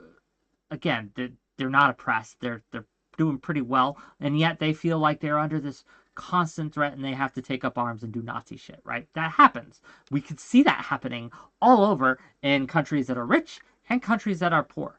The problem that we come into when we say that, oh, if the oppression went away, Hamas would go away, is I don't think that's true. I think that it's deeper than that. I think it's not a racial thing. This is not an Islamophobic thing. This is true in every group, every country, every ethnicity that has leadership that wants to push this genocidal shit, right? It's going to be able to, and it's going to find ways to do that. So we need to get rid of the leadership, and Well, getting rid of the oppression won't do that. So I agree with you. What you're saying is 100% true. That you can't just get rid of terrorism. It's not just something as simple as oppression. I agree with you. I think that my opinion is that the primary factor that causes the sort of broad support for Hamas that creates many of the terrorists is still the oppression itself. But I do agree with you; it's not going to ever go away. Remember, part of the as you said, many rich people run many of these terrorist organizations. They are the quote unquote macro level thinkers. You know, as a lead product manager myself, I very much understand the high level thinking. They don't get into the weeds. They just think things. They just think their ideas, and a lot of that comes from the fact that they feel the despair of they're looking at oppression at a macro level. They're looking at their states being beholden to Israel, being beholden to the United States, etc. And for them, they say, let's go to terrorism because that's the only way for us to fight. And that's a foolish vision. It's a psychopathic vision, if you will, maniacal in the way that thinking that genocide and killing would get you what you want. But the clear implication that I'm trying to make is that while those people will still exist, they will still exist today, tomorrow, etc. The point we're trying to make is what will stop a nation from succeeding. And that's kind of what I'm talking about here, which is those people will still exist if there's a two-state solution. Those people will still exist if there's a one-state solution. The two-state solution, in my view, again, for Palestinians, is doomed to failure because those same oppressive elements may still exist in this two-state solution because you'll still have the IDF rolling up and down the borders. You're still not going to have your border safety, all that kind of stuff. If you want to create a military, you won't be able to. If you want to build infrastructure, you may have to Wait, go through why? You Israel. keep saying they won't be able to create a military or they won't be able to build infrastructure in a two-state solution. Again, we're assuming the two-state solution means that they have a government of some sort, whether it's appointed to them or electorally decided. Honestly, democracy isn't endemic to the region, right?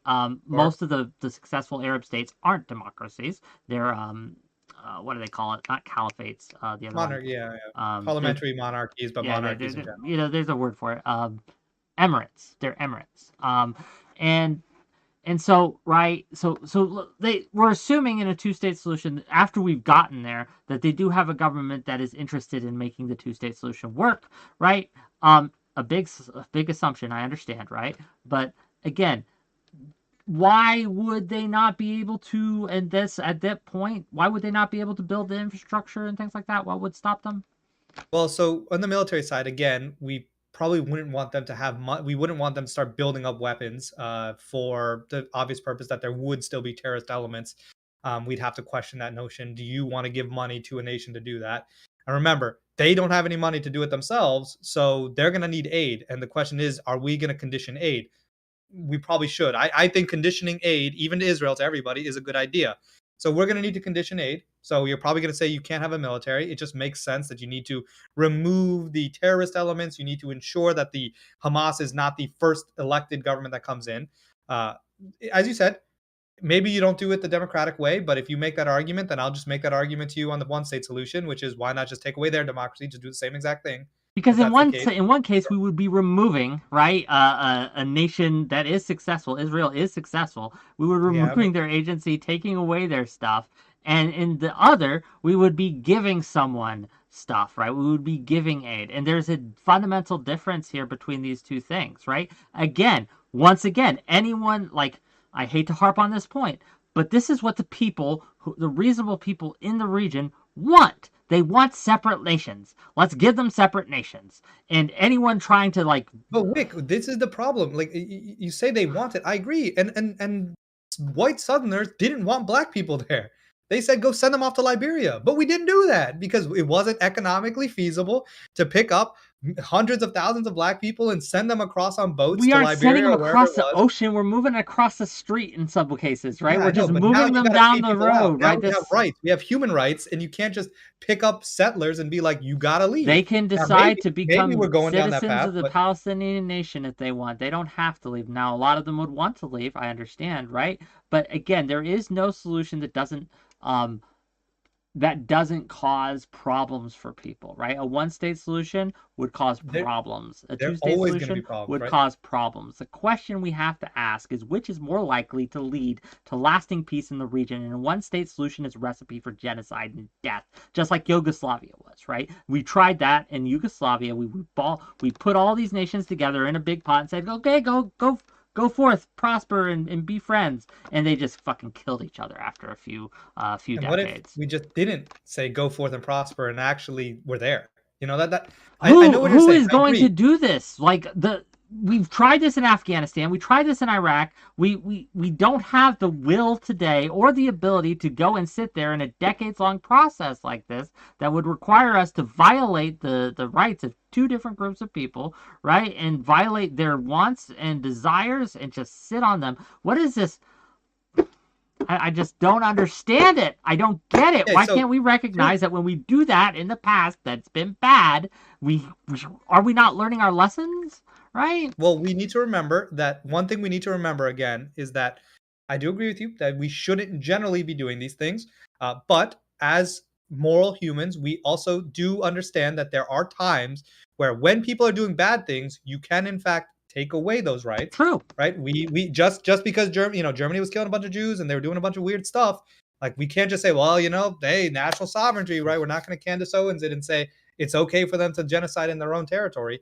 And that's the problem that Israel has to deal with, right? It's like, yes, I get it. Israel's a somewhat successful nation, right? They're able to do things. People have great standard of living, $40,000 GDP. They're living well, right? And they're also genociding a population. They're also ethnically cleansing people. They live in a de facto apartheid state where they're also taking advantage of Palestinians who live there, who have to go farm their land for them. They're paying them pennies on the dollar. Well, Now, they there's a got lot people of crime from going on. from Thailand over there, right? Like Yeah, I know. the Yeah, Palestinians, again, they stopped them from doing that, which was again a thing. They kept them in Gaza as part of the blockade, right? But they just yep, got other people to do it, right? It's not again, like yeah, I but understand what you're it's still saying that stuffed we in can with these. violate the Yeah, rights if they are like, but there's like we didn't make Germany Germany as a state still existed even after we removed the Nazis, right? We didn't take away their statehood. Germany exists. Israel at the end of this still has to exist.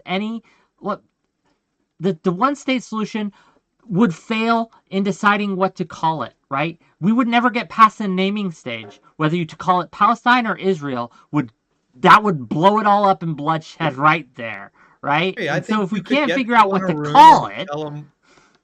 right? I think I would agree. I think you could get people in a room. If we're talking about negotiation, I think a new name could be made. I think that is a completely logical idea for a negotiation, right? I think we're sort of sitting here, and this is what I kind of feel in general, is that there's this implication that like the people here are so animalistically like frothing at the mouth, hating one another.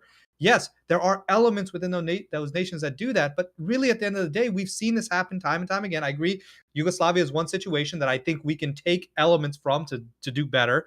But we've also seen time and time again as well that the majority of times when you give people the right to self-determinate, they aren't walking around and genociding one another. Generally, when we see genocide, it's from state actors. It's from, okay, Idi Amin comes into power and says, let's kill all the Asians and Indians who have made our country trash, and they go and they do a genocide. You often find that genocides are happening due to state power, not so much these popular uprisings where all the people are like, yo, we got to hate each other. Now, I agree, there's a lot of trauma to unpack. I agree that there's a lot of hatred here that needs to be dealt with. And those things can be dealt with through the solutions where, yes, we do have to put our finger on there. We have to be there. But we'd have to be there for a two-state solution anyway. So And how we'd long would arguably it have to be spend. okay to sit there? Like say would we be to like I understand it's Yeah. kind of a guess. We have to guess at this point. But what's your best guess here? 10 years? 20? Of 50? being kind of involved in a one-state Just to be solution. sitting on them, yeah. Yeah, just to be sitting on them, probably it would have to at least be like a generation. So you're talking 20 years, 30 years almost. 30 But years. but you're talking about something where you're not talking about huge material investment eventually. One, because Israel has a decent economy at that point. They will have ready-made labor that will help to build that infrastructure. You will get support. They already do. They get $3 billion. Imagine how much $3 billion could do if you didn't spend that on weapons, right? If you didn't have to spend it on weapons. The security of Israel is guaranteed right now. Let's be clear. What made Israel what made that situation so bad in the past was that Israel was a small nation with very little weaponry. It actually had a pretty good military, even back in 1940 when they got invaded. But fundamentally, they didn't have as much support. Right now, they have nukes. They have a very advanced economy. They have America behind their back. Syria is not in a great place, right? They are actively dealing with their own genocide going on right now. You have Jordan, which is an economic shambles. Same thing with Egypt. They're dealing with hyperinflation, so they're not in a great place. The only actor in the region who can even attack Israel is Iran, and they're definitely not in that place either, right? They can talk a big game, but they don't have much there. The best they can do is fund insurgencies. And so the problem you have is that Israel is secure in that way. You can divert funds, you can ensure that funds are available for helping build it up. They have international goodwill. This is the big thing that didn't happen in Israel? Yugoslavia. Didn't happen for a You peaceful think one-state solution. Israel has international goodwill right now? Israel and Palestine, yes. Meaning you have nations across the world that will be able to put money in to support their people, whether it's the Palestinians or the Israelis in this situation to find that peace. You will have the UN be unlocked, if you will, to potentially do peacekeeping there. Hey, that's a good reason we should actually use the UN for something that it can be useful for, which is to be a force, let's say a peacekeeping force in Jerusalem, a peacekeeping force within these sort of bad areas, if you will, the sort of settlements of the problems where, you may not want to have an IDF there anymore, but rather these peacekeeping forces. So you have a lot of that available to use. There's solutions that are in place. To flippantly say, like, yeah, the one state solution is a pipe dream because the people hate each other.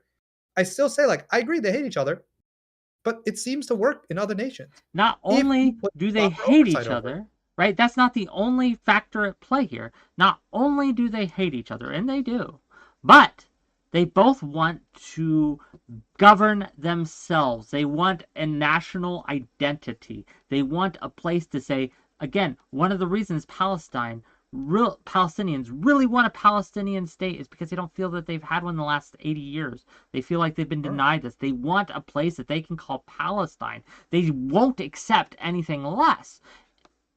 Israel's the same. Israel, right? The citizens of Israel want to have an Israel. They want it to exist. So if we were going to do this, we would have to kill everyone we would have to go in and conquer the region, right? Either the UN would or the US would. It would not work otherwise. The two-state solution, again, lots of obstacles still, but that isn't one of them. That isn't one of those things that has to happen. We can work with that diplomatically. Again, Hamas is getting got right now. It's going to be off the board soon, hopefully. My lips to God's ears, right? And hopefully the same.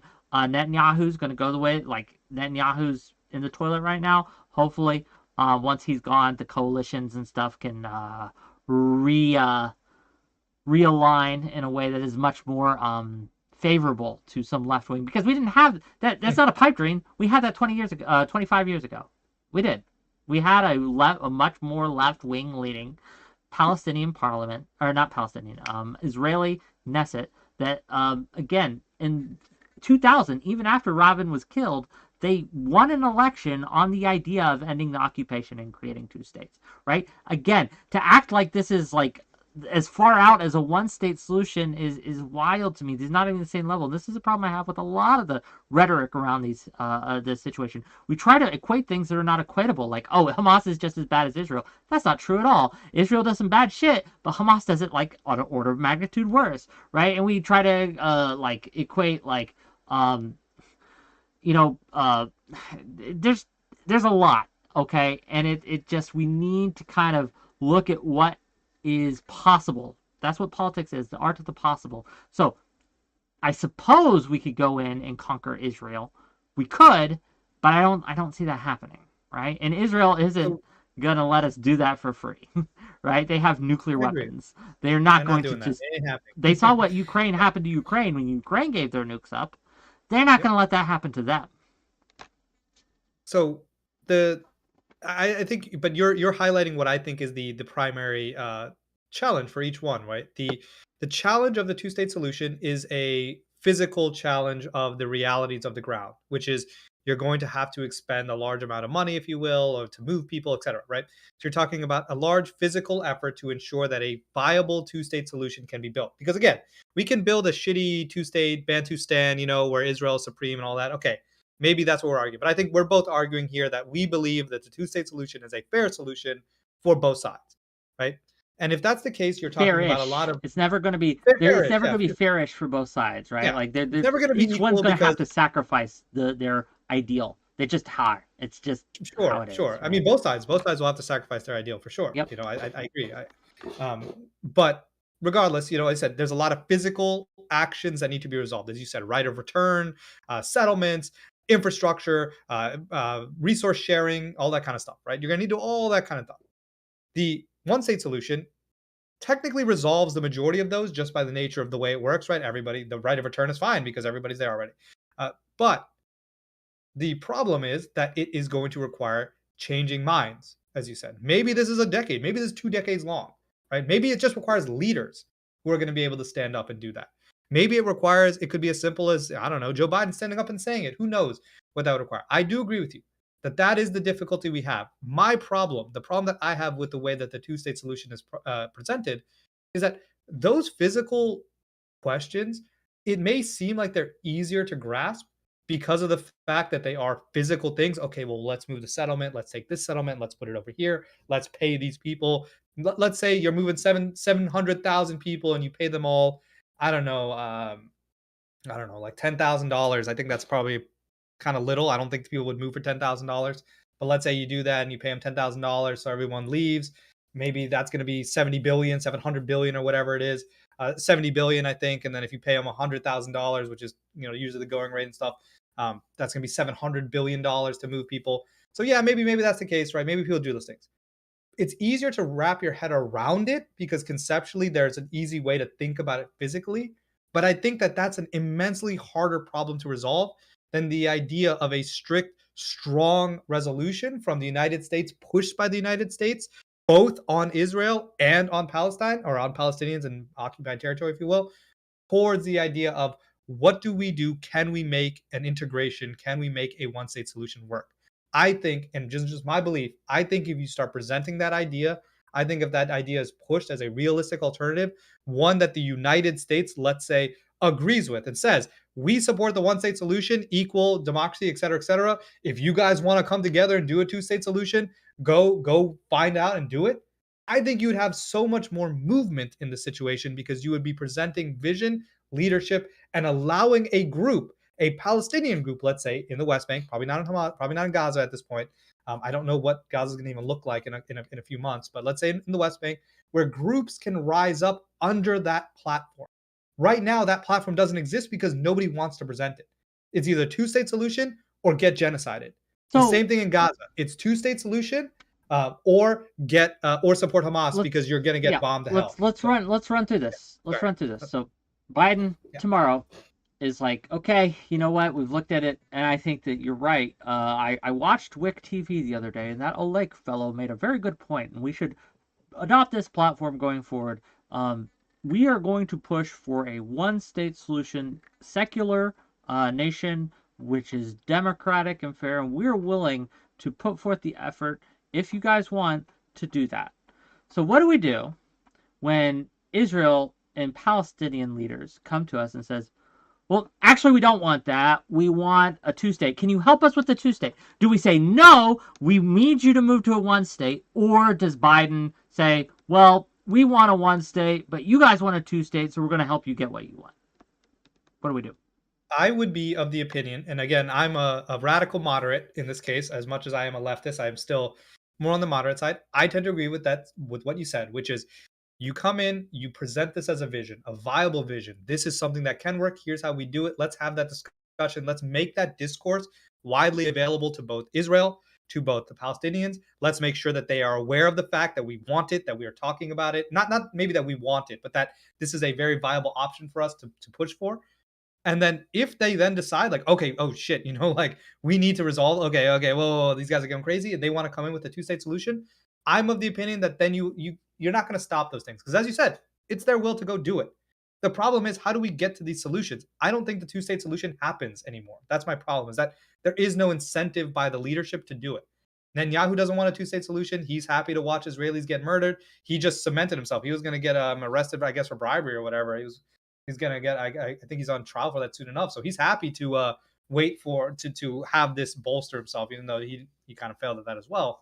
And Hamas is happy to continue watching oppression happen because it allows them to continue their own power.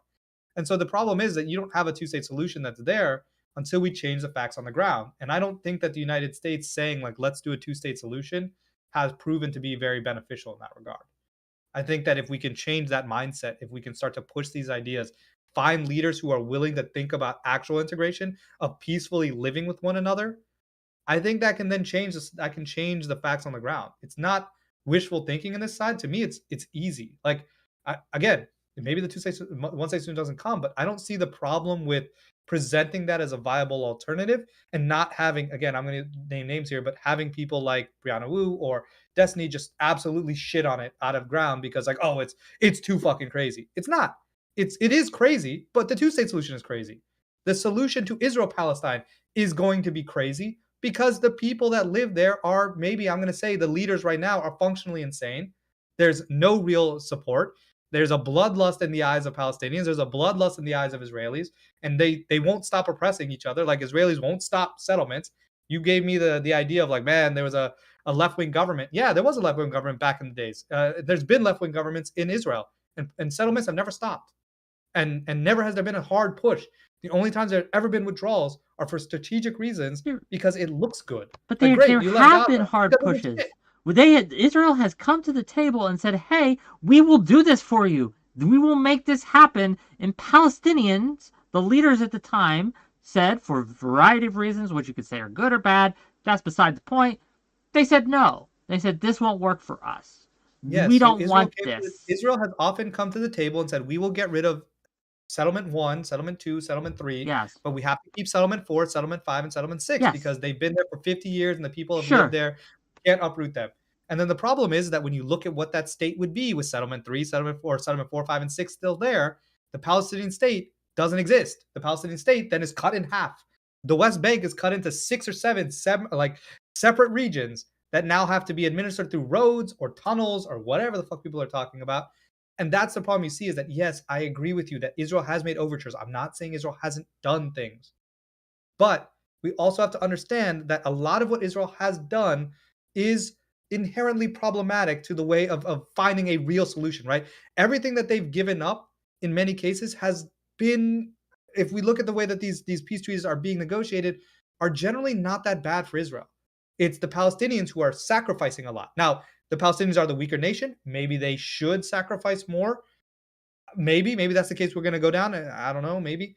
But I think that what we're seeing is that we just need to be realistic, though. It's not as simple as, like, yeah, Israel came to the table and said they're willing to do a two-state solution and they're willing to go simple. 1 for 1 here. Right? Yeah, I'm not trying to suggest this is simple by any means, but we're trying to talk about what is, A, more likely to happen, right? And B, and I think B is the most important one, which is more likely to end in lasting relative peace, right? I understand there's always going to be struggles. There's always going to be conflicts. We can't get rid of human nature. We just can't.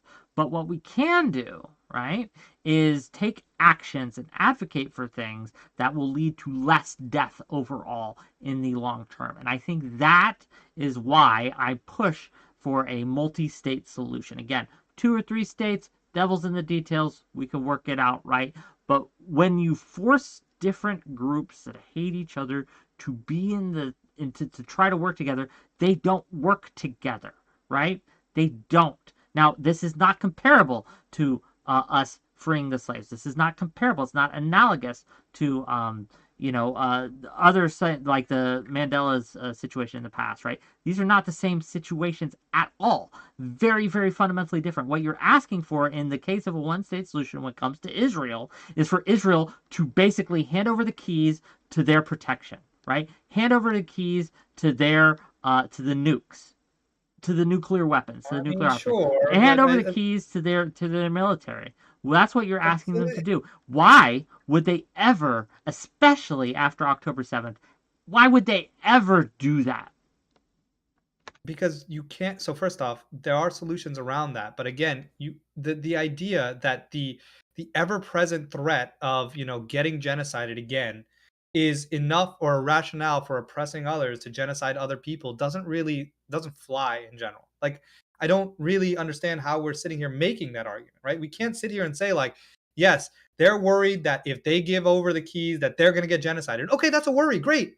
But they're also genociding people right now. Sure. So we And give the them an problem is, option to hey, A, stop the genocide, an option, and keep themselves safe, right? Because they're not just genociding because they hate them. They're but can genociding because they feel, right, if you want to call it genocide, right, which we can argue about. I'll give you the word. what is going to Um, assuage it? So you make a two-state solution. What is yes. going to assuage Israel that they are not going to get genocided? That's the problem. It's like, okay, so that nation can no longer make a nuclear power, right? They can't do that because clearly Well, Israel's the not going to same let them. reason we don't let Iran have Sure. become a No, no, nuclear. agreed, We agreed. And don't look, want hey, nuclear powers in that region. yeah, Let's be clear. agreed, agreed. But I'm just saying, like we're already Pakistan's going to put one that actually that's a already. precondition, right? A precondition of the nation. Uh, Are they allowed to have a military at that point? As I said, I've yes, made this they point. are. Why? They could invade Israel again. They could, but Israel's just stronger. Yeah, but that's what we could just do in the one state solution. Just federated No, elect. because they're all one state, and now you were Yes, giving but the federated you were electors. giving all that power to an electorate who elected Hamas. Sure. But even in the big numbers that Hamas got, which was like 60 something percent during their last election in like 2005, that was not a huge majority. Or that was a majority, but not a huge majority. That was an overwhelming vote. Those were not really fair elections in general, for being honest with ourselves. We should also note that Benjamin Netanyahu empowered Hamas during that Oh, that period. was a So mistake. Israel Yeah, set up that state for themselves. So one absolutely. wonders that if Israel was not actively promoting and pushing Hamas to be elected, maybe that would have been different. Uh, it highlights to me a situation which is, once again, we're seemingly presenting the narrative that the Palestinian people are just inherently bloodthirsty, that they want to do this. And I still think, again, I think that if you take away the oppression that they're facing, that you're going to see a much more reasonable people be there.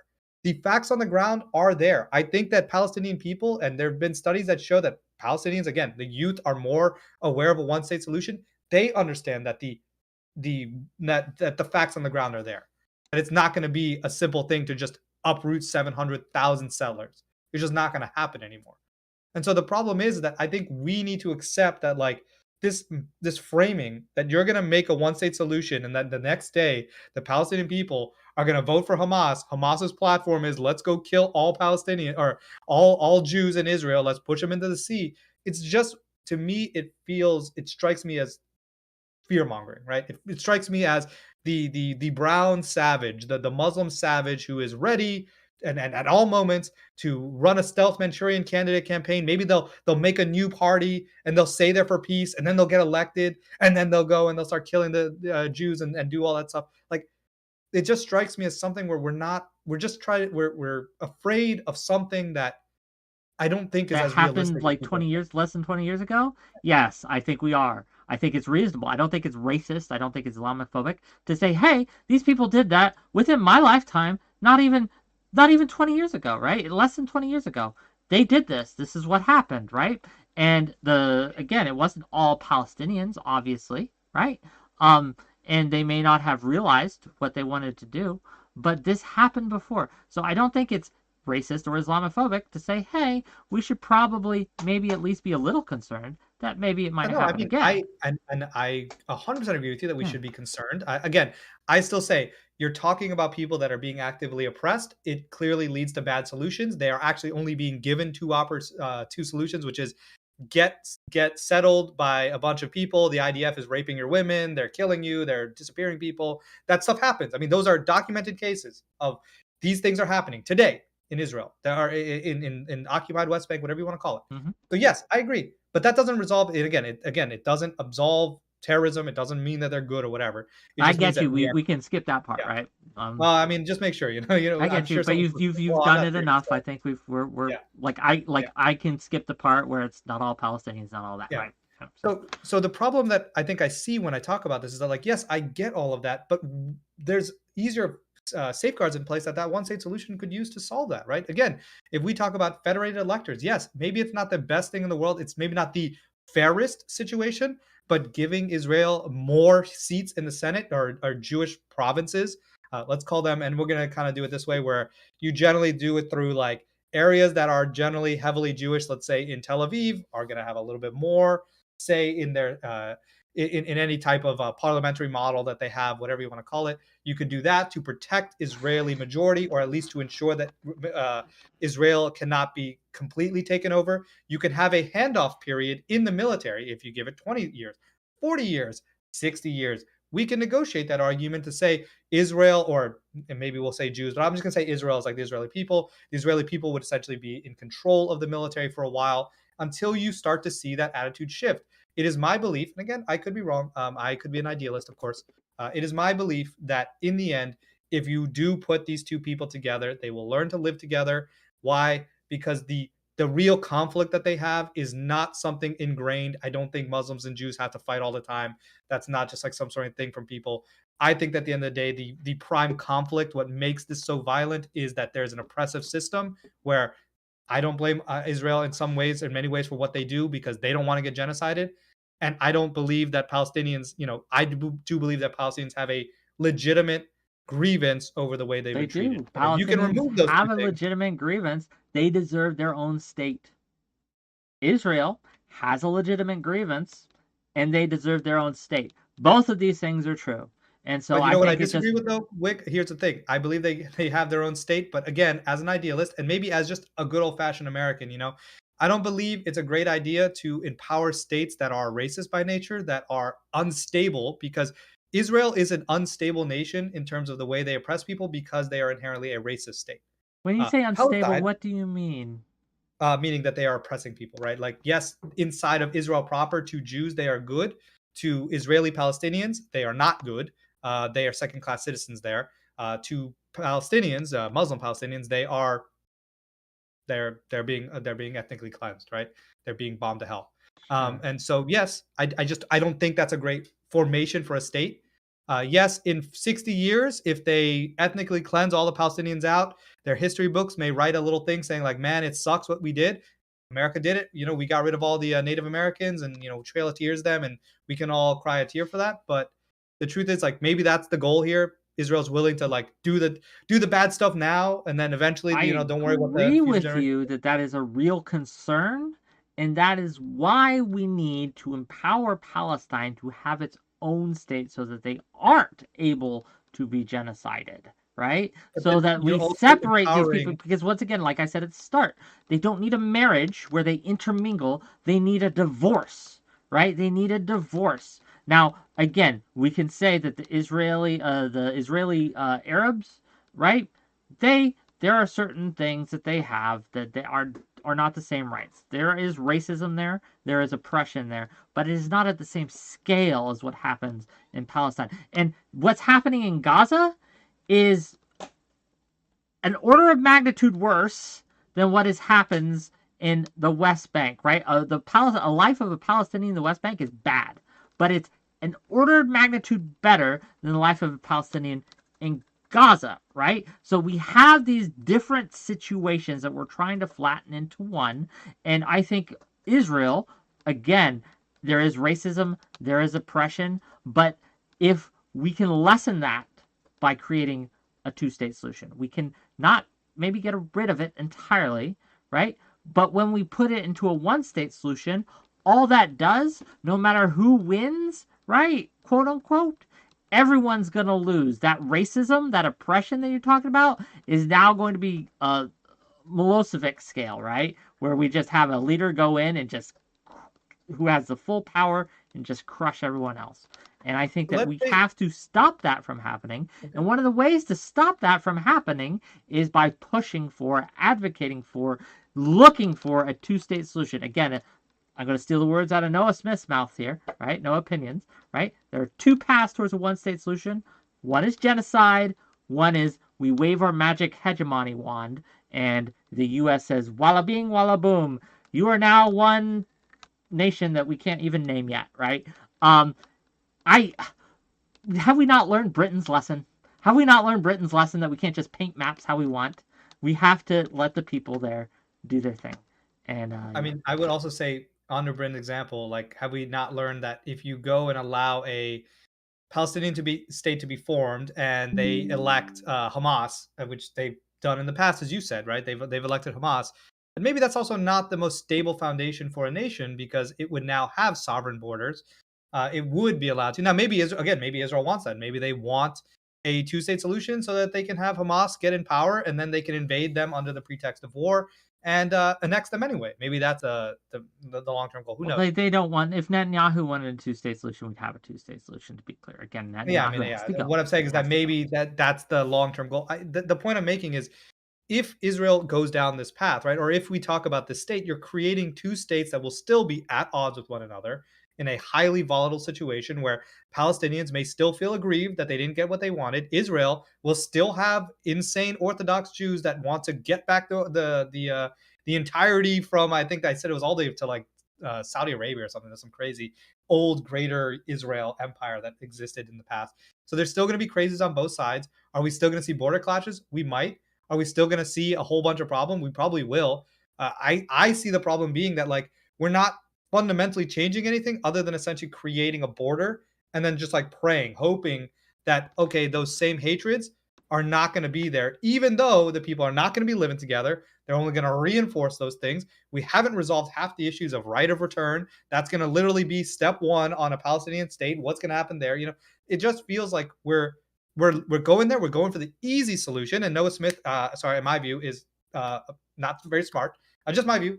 Just That's when I fine. listen to him, he sounds like, but it truthfully sounds to me that the position that many of these people are pushing is the easy one, the one where you don't have to think very hard. And that's not you. I'm just saying in general, where Yeah. oh, let's just do a two-state solution.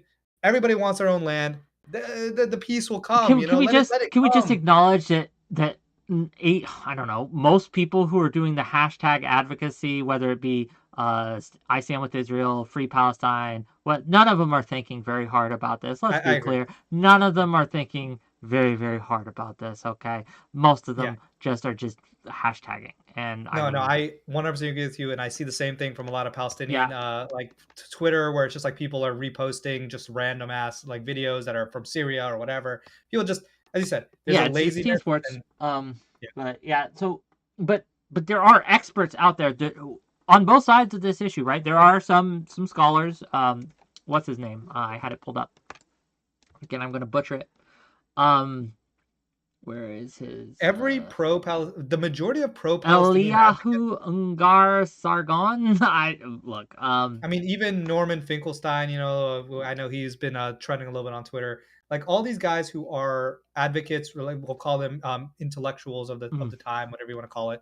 Uh, they will. The majority of those on the pro-Palestinian side have kind of moved on. 𝕻𝖎h, I think he's like an Israeli professor, I think, of genocide. He as well pushes it, which is generally there's a lot of what you're seeing from the pro-Palestinian side, and you know whatever that means. But let's say the pro-Palestinian side has already given up on a two-state solution that is viable, and I think that that's why I have a no, problem with this. Finkelstein says a one-state solution won't work either, right? Like Yeah, I mean, but he's much further along. Yeah, yeah. but no, because he's on the doomer pill. Like he's on the side of America, unless America fundamentally changes what it does, the one state solution is dead. But that's the same thing for the two state solution. Because if unless America is willing to say, Israel, you have to come to a solution now, Israel will just do what it's been doing, which is continue settlements, push like North Gaza is completely jacked up at this point.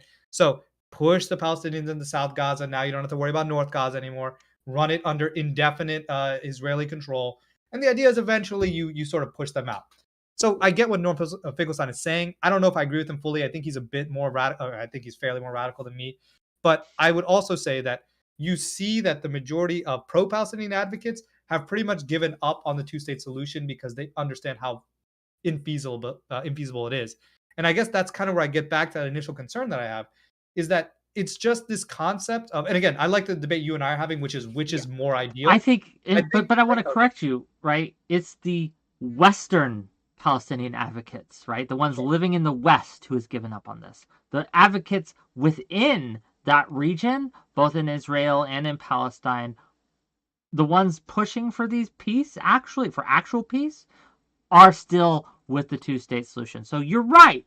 A lot of the people living in Chicago, right? A lot of the people living in California, a lot of the people living in like Berlin have given up on the two-state solution. Cool. But the people in the region still I very much do want agree it. with you. I do agree that yes, there is still a belief that the two-state solution can work among academics, both in Israel and Palestine. I will say that again, the facts on the ground are starting to change. Right, we're talking about the youth in Palestine that are especially pushing for a one-state solution. It's kind of highlighting that there is a shift, if you will, at least within the consciousness of the Palestinian people, that two-state solution probably isn't going to happen. But sure, as you said, those people do. I will posit though that again, there is something to be said about the fact that some of those academics are also going to be self-interested groups. Yes, I do agree that we don't want to push Western hegemony on everybody. I get that. But I also would say that as a person from Afghanistan, my family was kicked out of Afghanistan before I was Yeah, born. yeah, I get it, I get it. Sure, great. Like I think I agree. I agree we should, right? I agree that there is times for Western hegemony, Western ideas, or international ideas, supposedly objective in nature, to take some precedence, right? I don't think it's fair for us to go look at the IDF's opinion of what a two-state solution should look like, because I don't give a shit what the IDF thinks. They are the ones who are doing the thing. I don't care that 𝕾𝖍𝖎𝖙 says that there shouldn't be a two-state, that Israel should be for Jews, because I don't care what I don't care what 𝕾𝖍𝖏𝖙 wants to do. And so we do need to balance the fact that like there is some value to having different opinions and understanding where broad academic understanding is going towards, right? They're the ones who are sitting there trying to research it. It's not that we always listen to academics, but they do have some more understanding than we do on it, right? Uh, Maybe. Maybe I maybe. do. Okay. Like, look, let's say this. So, we are kind of, I do want to get some call-ins if that's okay with you, right? Like, I want to Sure. give some people a chance to call in, but before we do that, um, I want to, just give a closing statement. I'll let you have the last word, so I will start, and I will just give my closing thoughts on this. Then you can give your closing thoughts, and then, gang, if you've enjoyed this content and you want to call in and ask either of us questions, backstage is where you do that. Exclamation point Discord. You jump backstage, pull you in, and we'll talk, right? And you can ask us questions. Or if you want to super chat the question, I'll ask that too, and you can give me money. That works too. But regardless, let me give my spiel, I guess, to end this, right? I think that for me, the goal what I want to see is the people of Palestine to be able to have the ability to self-determine their path forward. I want the people of Israel to have the ability to self-determine their path forward. I want them both to live in as peaceful land as possible. And that's a key word, possible. And I think that one state solution is simply not in the cards. We don't have anyone in the region who wants that doesn't also want a genocide, right? We don't have any viable path that doesn't involve a third party, whether that be the UN or the US, willing to spend decades of blood and treasure in the region in order to keep it safe. As soon as the US or the UN come in, they will become under attack, right? From right-wing radicals in the Likud, as well as from terrorist organizations such as the 𝕵𝖧 and Hamas. That will just happen. There is no path forward that for 30 or 50 years, what it would take, right, realistically take, to build that single nation, there is no chance, 0%, that there is a group, organization, or third party that is willing to do that. Especially in America, we might be electing Trump in 2024. Just not going to work, right?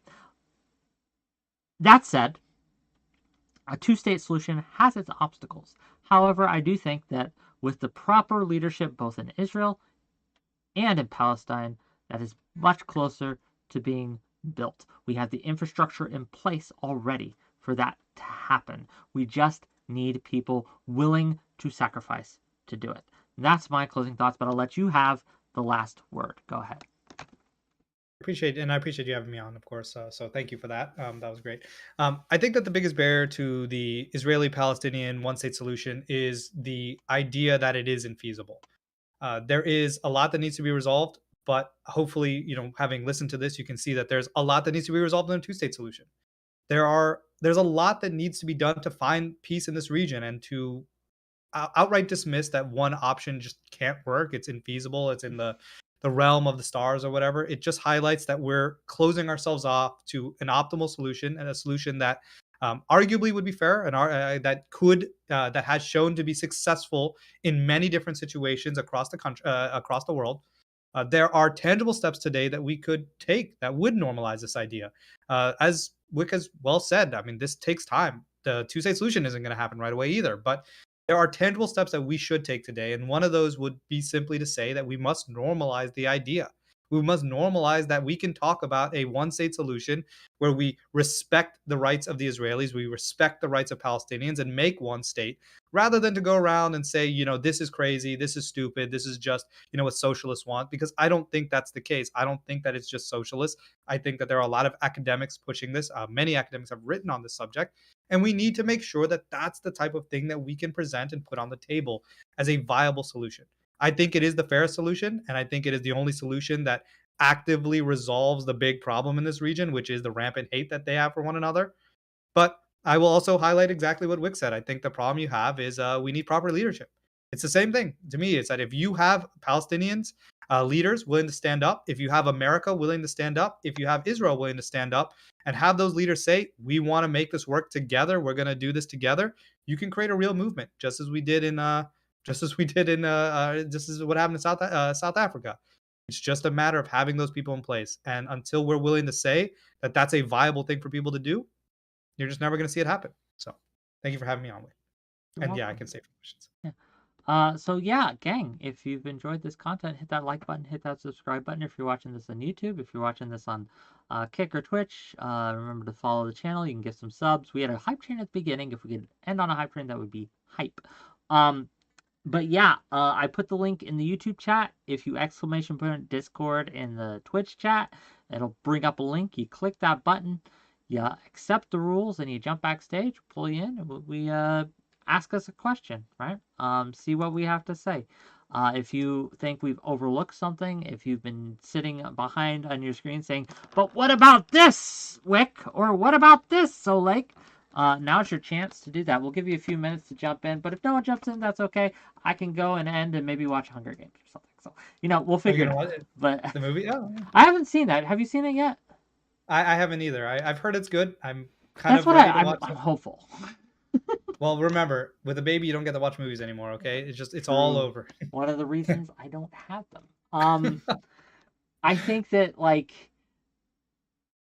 there is... Look, I can go on and on about how hopeless media is nowadays, right? I know that Portland disagrees with me on this, but I'm adamant. I think the shows and movies now, by and large, are just more derivative than they were 20, 30 years ago.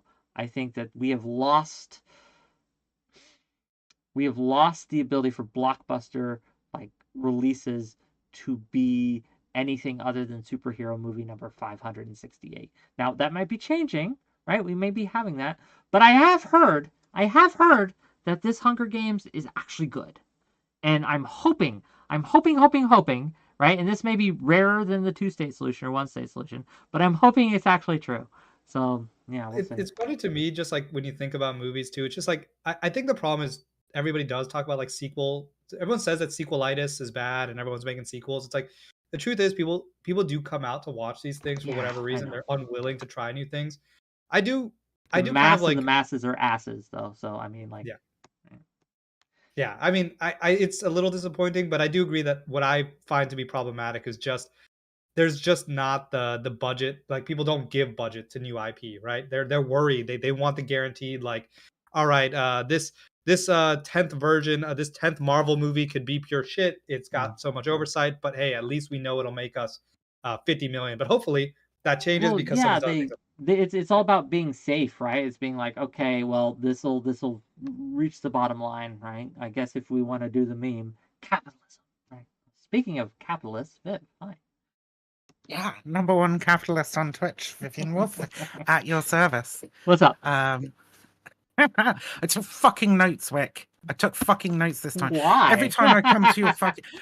Why? Because every time I come to your fucking chat, Wick, I just come in to like have a chill, a bit of a relax. I did that yesterday, and I managed to actually leave without any sort of major desire to come on and scream at you.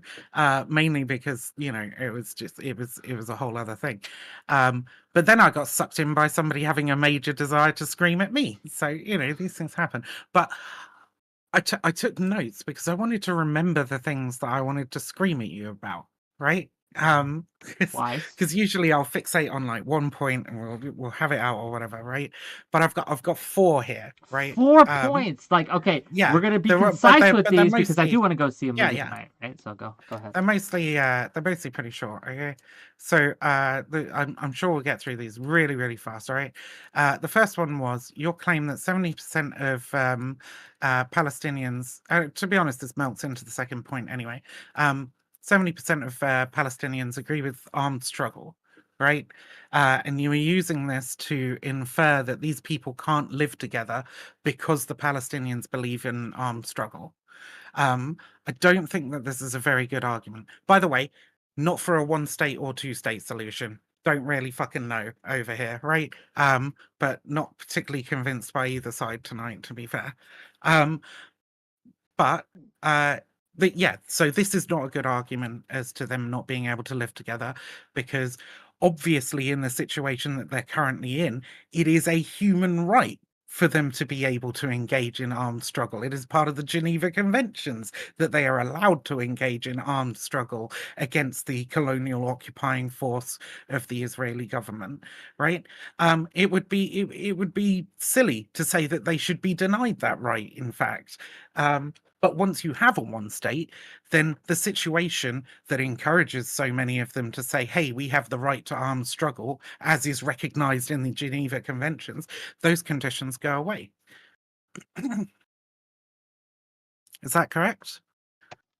I agree with that, but Well, he agrees with that, obviously. I don't think they do, though. I don't think the only reason, right, that they want an armed struggle, because even it wasn't 70% before October 7th and before the Israeli response to October 7th, right? This has been something they've wanted for a long time, right? This is, and you can Sure. argue that that's a human right for them to resist the colonial occupiers because they've been occupied for what, 80 years now, 75, something like that. Yes, but that desire for revenge doesn't just go away if you say, "Oh no, like now you're one Sorry, state." do you think? Right? Wait, why are you equating armed struggle with revenge? Because the reason they want to fight back is because they feel they're being oppressed, right? And if you create a what's that have one-state to do with solution revenge? and you ignore, because they've been wrong and they want to right that wrong by armed struggling, right?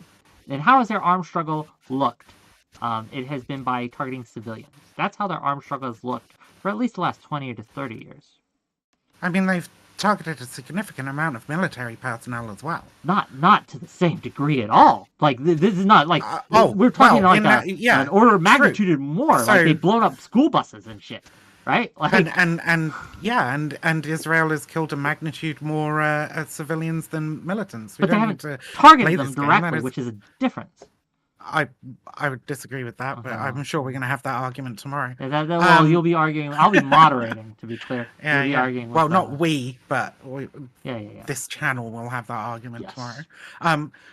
The regardless, right? If you remove those conditions, then at least some are not going to be supporting the right to armed struggle anymore, right? Like, if you give them the 1-state, some of the people who are happy with armed struggle because of the conditions they live under, they no longer live under those conditions. Some of them are not going to be like. Don't get me wrong. I'm sure there are diehard jihadists that want to fucking genocide Israel and like make the entire land Arab and drive all the Jews into the sea. Nobody's saying those people don't fucking exist, right? But to say that that is the 70% who agree with armed struggle, I think is a bit of a fucking stretch. I mean, like, but does it make a significant difference if it goes from 70% down to like 40 or 30%? I don't know if it does. Yes. Yeah, I think Yeah, it does make a very Why? significant difference, because this is the point. This is the point at which you also compared Hamas to Nazi organizations in the United States. That was another note I meant to take, and I forgot about it. But like, you compared them to Nazi organizations in the United States, Or and other extremist groups. talked It doesn't about have to be Nazi organizations. We have extremist groups all over the world. A lot of them come from rich assholes, right? They're rich boys. Sure. But in liberal Western democracies, where there isn't the presence of extreme oppression against these people, right? That armed struggle has so far, in most cases, failed to materialize, usually through the lack of willingness for the militants involved in these organizations to carry it out, and those organizations' ability to recruit, because the oppression is not manifest, right? The big difference between Nazi groups in the US and Palestinians in Gaza is that the oppression is manifest, right? It's a lot easier to recruit somebody to a militant cause that claims oppression if the oppression actually fucking exists. So one of the reasons, right, that the Nazis groups in the U.S. and other such organizations can't enact their will that they would want to, right? And believe you me, if they could, they would. It's because of the power of the state that oppresses them, right? That suppresses them, that disincentivizes. What's the word? There's a word like deters. That's it. That deters them from doing that. Again, in a one state, right, where we have that happen, and the oppression is lifted, that deterrence is also lifted in Israel's case, in the Israel-Palestine case. And so that the IDF coming to just, what do you think is the membership of the largest militant neo-Nazi group in the United States, Whick? In the United States, probably a few hundred. Exactly, right? Like, I've dealt with tens, 20s of these fucking groups, right? So yeah, I've never seen a group that's more than a few hundred members, right? Except maybe a couple of more decentralized groups that it's tough to really call them. But you also look at how they've captured, maybe not the Nazis, but very extremist groups have captured the Republican Party, and that's not just ones and twos or hundreds and 200s. Right, and they're not engaged. States. They're not engaged in armed insurgency. They don't need to be. They've captured the state, right? They've captured. They've put in through laws like anti-trans legislation. They've captured the state. Why would they need to? Also, due to the fact that you're talking about these because what they want, right, is the removal of the oppression of the white race that we were talking about. Yes, right? And they've captured the state, and they want an apocalyptic state force to enact legislation in order. They want an apocalyptic race war, right? They're not going like the people that you're talking about want an apocalyptic race war, right? They have not passed legislation to create an apocalyptic race war. They've passed legislation to get remove a couple of books in libraries that they don't like. No. I mean, sure, they've get rid of trans to people, get rid of but trans in that's terms a genocide, isn't it? I believe there is a genocidal intent there. Yes, for sure. So again, if they're able to do this through the state, why would they? Like you talk about them not being recruited, they don't need to recruit. They have the will of the populace behind them, right? But we're getting down a rabbit hole, right? Cool. So it looks very different in the US and Palestine, is what I'm saying, right? Sure, right? Okay, cool. That's true, right? And Hamas are the state in Palestine, right? Sorry, in Gaza, rather. Yeah, Gaza. Hamas are the state in Gaza, yes, right? Yes, and that is pretty much. I would argue Israel are the state in Gaza, but as much as Palestinians have a state of their own, it's Gaza, hard to define. Hamas rules in Gaza. Yeah, Hamas is the de facto. I would say it's a de facto government of Hamas, or Hamas is the de facto government. Of the Gaza Strip. All right. But regardless, let's move on to the next point. Yeah, let's not get too bogged down. I think it's fine. We've proven that point. This one's kind of controversial. Israel must exist at the end of this. Yes. See, I'm not actually convinced of this. I don't think that Israel should cease to exist, right?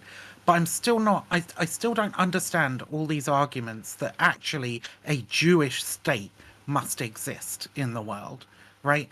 They don't jive with me. I understand the arguments about how Jewish people have been oppressed in multiple countries, etc. But So have a lot of groups, right? I understand the argument that the Holocaust is exceptional and 6 million Jews died in it, right? But I see people LGBT people be fucking murdered all around the world, right? We take the last we take the last 50 years of LGBT history, and I think we could probably tally up a significant amount more than 6 million of LGBT people murdered by their various states and random fucking mobs and so on, right? But the difference here, Why don't we deserve our own state with a if right you of return if you had a state, for every LGBT person? if you and so this is a part where I'd say we have to deal with reality how it is today. If you had a state, would you let someone take it away from you? If I had If a you state, had an would I let somebody LGBT, if you had the Oh no, in Israel are not going to let Transylvania, somebody right, take it as a away Are you state, from them. saying right? that the No, are you this is saying that the South was right? Like what do you mean the that's South the was right? The South's South never argument, had a right? They state. The South said was part of the they United said States that's our before they nation, rebelled. right? This is slavery's our nation, right? That's what they believed in. No, You again, can't what are take you it from them. talking about? They weren't ever a nation unto themselves. They tried to become a nation, but they were never a nation, right? And Israel has lasted far, far longer than the Confederacy ever did.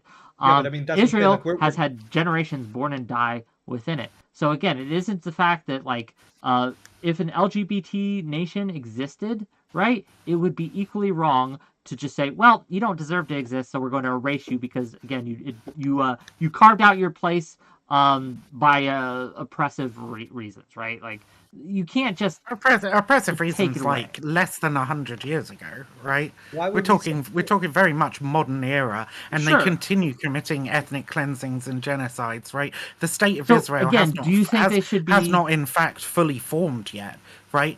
They're still stretching their borders. We haven't seen the final end. It hasn't reached its final form yet, right? Clearly, after this war in Gaza, a lot of people in the Israeli administration want to take more land for Israel. Clearly, they're encroaching further and further into the West Bank, right? It was only a couple of years ago we had all the evictions in Sheikh Jarrah and the unrest around that. So they're continuously expanding. So the state isn't even fucking fully established yet, right? The Israeli proper is established. You can argue that maybe they are expanding its borders, but the Israeli proper has been established for years, decades, generations. People have lived and died, and been born and lived and died. Several generations have passed through, right? So again, Israel must exist at the end of this because there is no way that does not involve genocide or ethnic cleansing for Israel to not exist at the end of this. What if, and I'm not saying this is necessarily the case, but what if there is no way for Israel to continue to exist without ethnic cleansing and genocide? Because it certainly seems that the entire history of the nation of Israel has been the pursuit of ethnic cleansing and genocide. If it continues to exist past this point, it seems that ethnic cleansing and genocide will continue to happen. So, both sides of this argument, both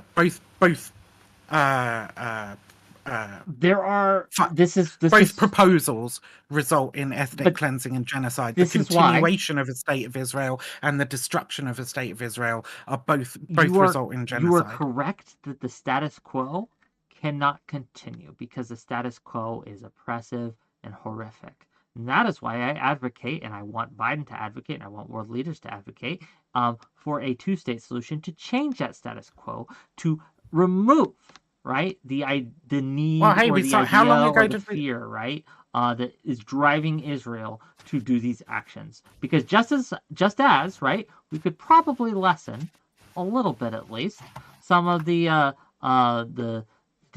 armed resistance intents in Palestinians, we could probably remove or lessen a lot of the genocidal intents in Israelis if we, again, promise them safety, security. I think continued armed resistance intent would be great in Palestine, frankly, if they could only target it towards the right fucking people, They just rather than innocent seem civilians. to be incapable of that at least in the as last have 50 to Israel, 60 as have years. yeah. Not to the again, not to, these are not equivalent. There, you keep They are equating them. entirely They're equivalent. absolutely not equivalent. Oh well, no, Again. you're absolutely right. In terms of proportion of militants to civilians killed, no, you're right. Actually, Israel has killed a magnitude more civilians than militants. Hamas has compared to Hamas. targeted a magnitude more of civilians than Israel ever has. Just they have for murder. That's and because destruction every and time killing. Israel. That's because every time Israel says they every time Israel kills a bunch of civilians, they say they were targeting Hamas,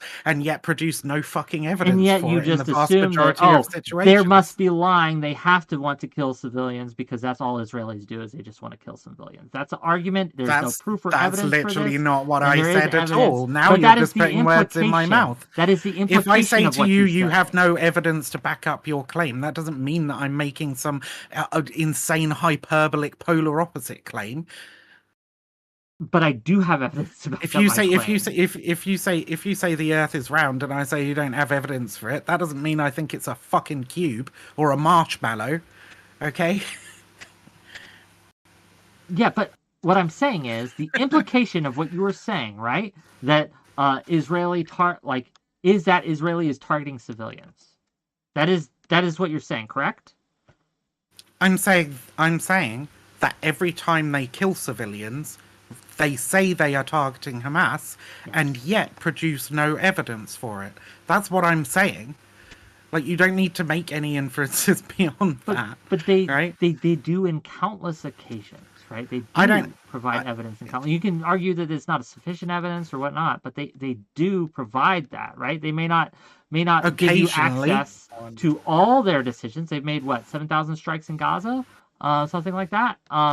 And something like that, leveled entire fucking residential blocks. Yes. You expect me to believe that every single one was a Hamas command and control center? A node.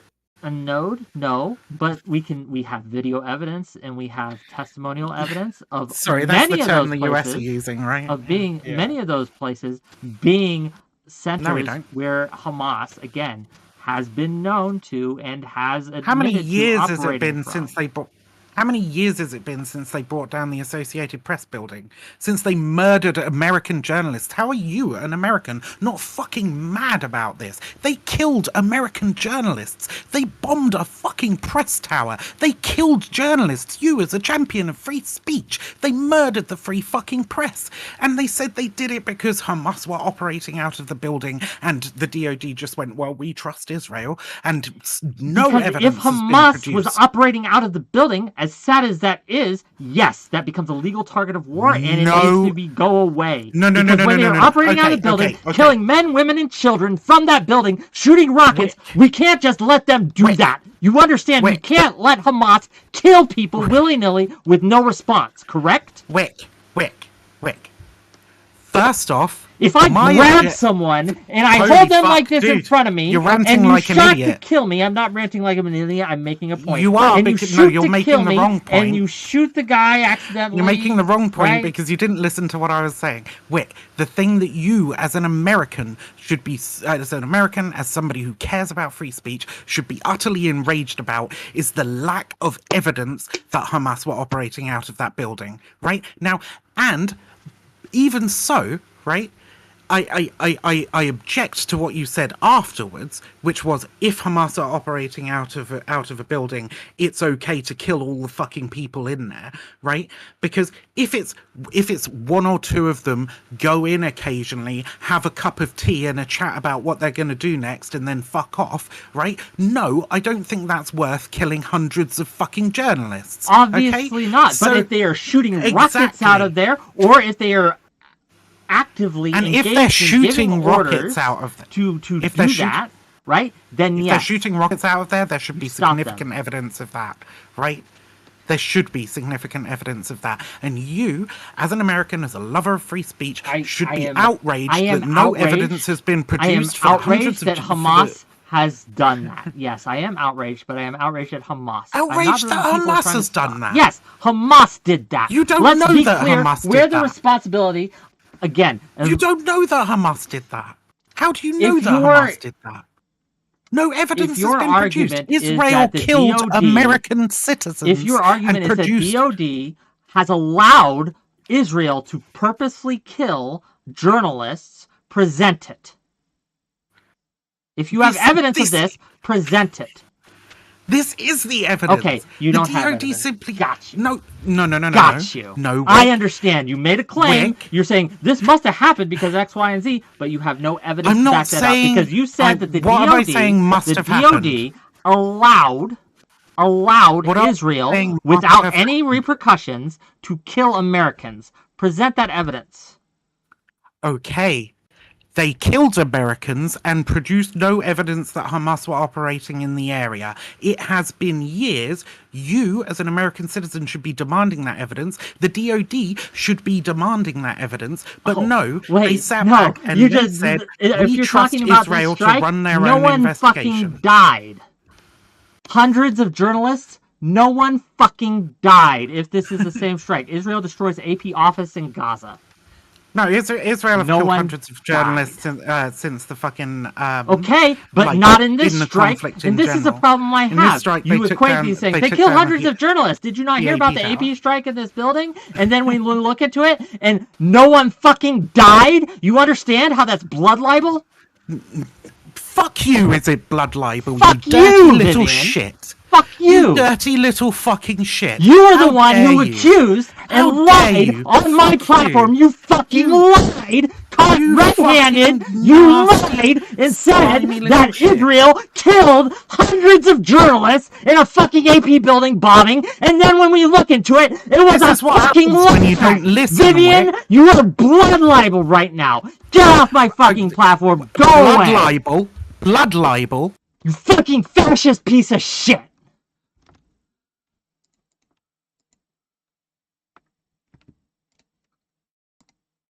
Gone forever. So Whick, I did want to ask though, and this is just a side question. We can also close it up after if you want. I just want to. So this is one thing that I've had a problem with, which is I actually don't deny that. For example, I have a strong feeling that Hamas has used civilian infrastructure as human shields. Right? We talk about hospitals. I still think some of the evidence is questionable, but I do think it's probably very likely that Hamas has used hospitals, has used whatever civilian infrastructure to sort of hide themselves. I think what I'm kind of interested in trying to understand from your side is there a line, right, that we draw to say that at some point we know they're there, but we have to avoid civilian casualties, right? Yes. Like a school or a hospital. Again, obviously, right? There are places where we just cannot strike. I think that the strike against the refugee camp the other day, a few weeks ago, that was beyond the pale. Heads should roll for that, right? They should look into it. They should be held accountable, right? They should be held accountable, right? Absolutely, 100%. But this infuriates me when people do this and they make up shit. They literally on air make shit up and saying, oh, you should be furious that Israel killed hundreds of journalists in this AP bombing or dozens of journalists or whatever. And then when you look at the story and no one died, that is, again, accusing Jewish people, Israeli people of just murdering people for fun and sport and because they want to. You need to stop with that. I will not tolerate that. If you have evidence that this is present it. Bring it up. Let's talk about it, right? Because Israel isn't the good guys here. Israel does fucked up shit. We don't have to make shit up to point things out. We can point to real things that really happened, that they've really done. We don't have to make shit up. And what infuriates me, what makes me madder than anything else in the world, is the amount of people who have presented me so-called quote-unquote evidence, and then when I look at that evidence, and it turns out they just made shit up. They just literally made shit up. I am not okay with it. That will not stand. I will call you out. I will curse you out. I was heated there. I apologize, but I stand by my decision here. It's just not going to fly. If you're just going to do that, especially if you claim to be anti-fascist or whatever, and you engage in that kind of fascist blood libel rhetoric, it just will not stand on my channel. I will not allow it to happen. Again, you don't do that. You can just, all you have to do is not lie. That's it, right? That's all you have to do. Then there's plenty. We can go through all the shit that Israel has done. We can go through all of it, and we can say, hey, this ain't okay. This is bad. This is gross. This is apartheid. This is genocide. This is whatever. We could talk about it, but what you can't do is make shit up. Okay. I mean, I agree. I think you always have to have your facts on your side. I will say one thing, and this is something we should all do better at, right? On especially on Twitter, because it's filled with misinformation, is I think that there is a jump, especially by many actors. I'm gonna probably put you in this on the side of generally people that when the IDF says something, we tend to take that at their word. The problem that many Palestinian advocates will have is that I don't trust what Hamas says. I just generally don't trust it at all. I tend to trust certain aspects. Like if somebody tells me that women have been raped, I'm going to generally agree with it because I understand the nature of war, right? We understand what people do. I'm not going to sit here and say like, nah, man, you got to show me the insides of these women. Like, no, fuck that. I'm going to generally understand that. One thing I will push back against, though, is I think there's a very quick trigger that's pulled, especially by the liberal faction, right? Especially by people in the middle, to generally agree with when the IDF says stuff, they just tend to take it at its word.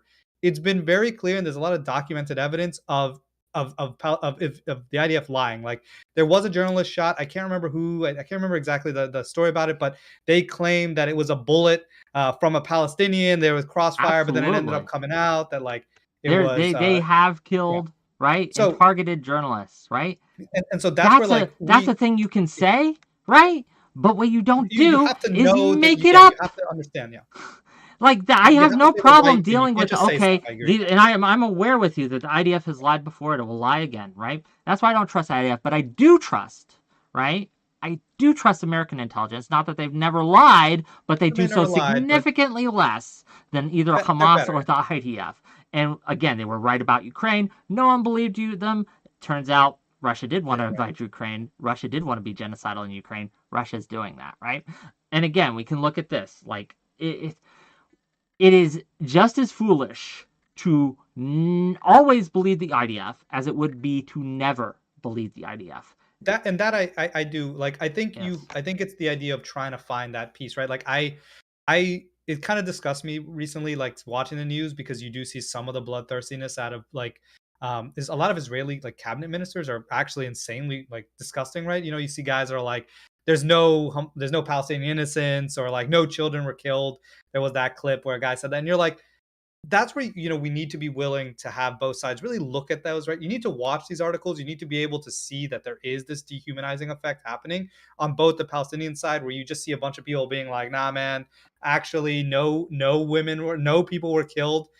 This was an Israeli false flag, that kind of stuff. So I tend to agree with you. I think that's been my biggest problem, to be honest with you. It's why I reached out in general. It's just it's frustrating to me that, like, I don't know if you and I have changed each other's opinion. I don't think so. But I think that we had a fruitful discussion. I think it's something that, hopefully we can. Yeah, you didn't lie. Have had something.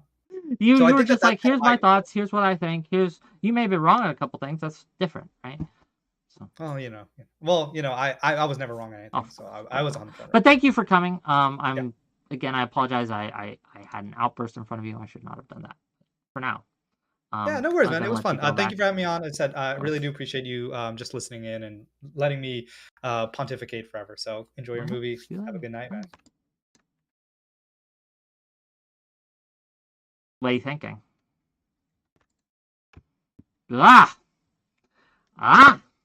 We need to stop that.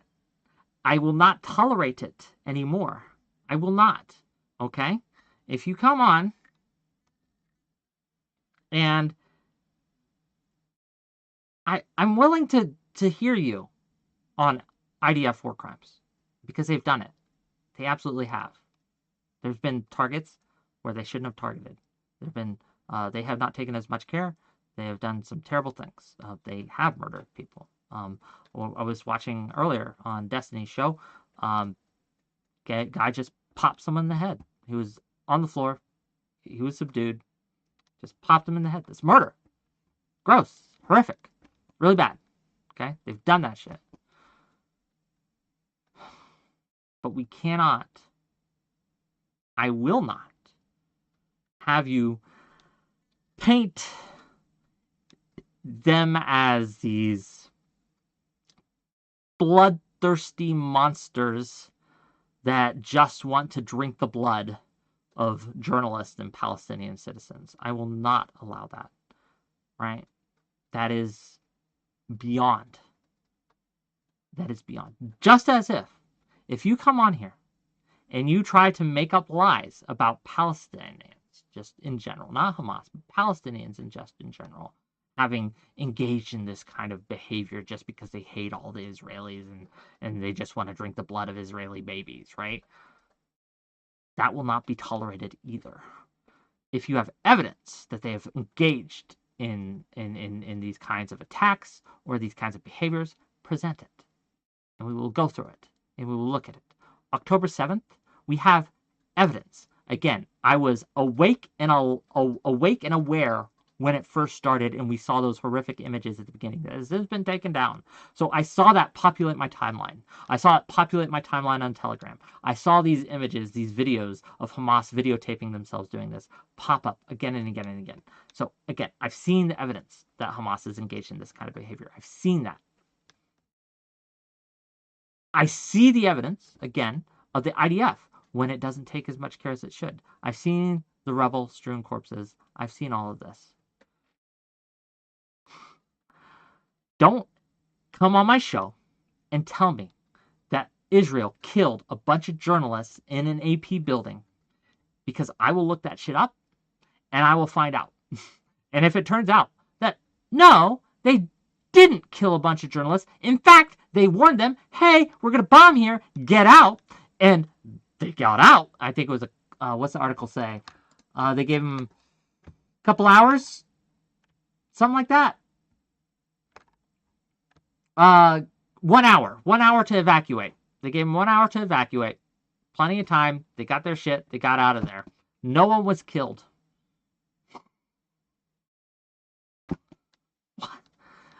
What? You don't have to lie. And it makes me very suspicious when you continuously do. And this is what a lot of people on this side have continuously done. Continuously done. Over and over and over again. When this conflict started, I'm trying my best. I'm trying my darndest not to be reverse radicalized here, right? Like, or not to be polarized against this, because it's insane the amount of just made shit made up that people have just pushed at me. Not just said, hey, I believe this happened, but used it as an argument to say why Israel is genocidal. And I look into it and I scratch the surface of 95, I'm not exaggerating here, 95% of these claims, and it turns out, wait, no, this isn't true at all. You just made it up.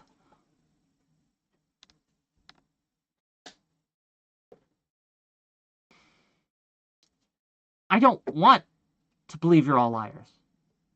Please stop trying to convince me you all are by continuing to be all liars. Just stop. Look, you could be wrong.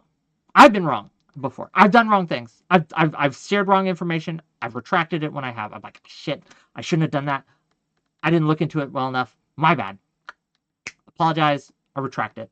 Sorry. It's hard. It's hard. There's a lot of false information out there. Right? There is a lot of false information out there on both sides that are just being pushed. We have to resist that. We have to stop it. The reason I got so mad at Vivian, and I'm still mad at Vivian, is this continuous gaslighting. I feel like I'm like that guy in Clockwork Orange, tied up, and I'm being forced to watch all these things. I'm being forced to watch this litany of falsehoods just dangle before my eyes, and people who model themselves as arbiters of morality and truth, of champions of justice in these things, right? Of here, I do the research on these things so that you don't have to, so you can trust me at my word. When they lie to me, it is infinitely worse than when a random chatter lies to me. Infinitely worse.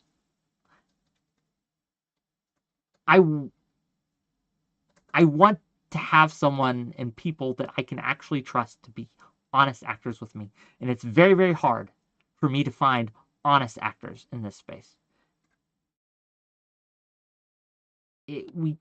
This cannot stand. There has to be a change. There has to be a change. I'll probably unban her in a day or two, right? But we're probably not going to have the show tomorrow. Probably not going to happen. Sorry, Quibbles. I mean, you guys can stream on your own, but I don't think I have the guy to moderate tomorrow. You pigeonholed one to what you defined as a lie? What do you mean I pigeonholed? She said that they killed dozens of journalists in an AP strike on an AP building. It's not me pigeonholing her. She said that they've killed hundreds of journalists and the DOD just let it happen. That there's been no evidence that there was Hamas. Ever. Right? These are the things she said. They're recorded. You can look at them on my stream. Get the clips. Play them back. See what she said. They're not true.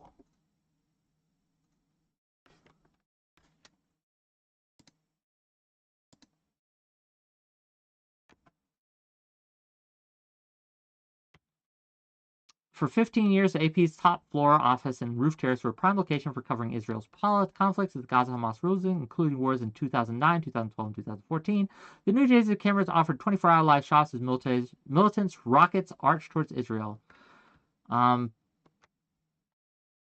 Again, I'm looking.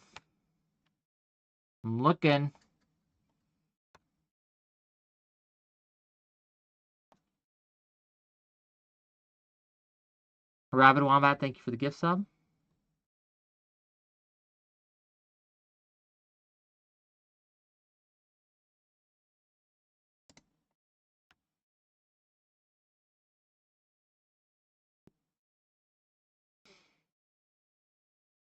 Anyone else want to call in real quick?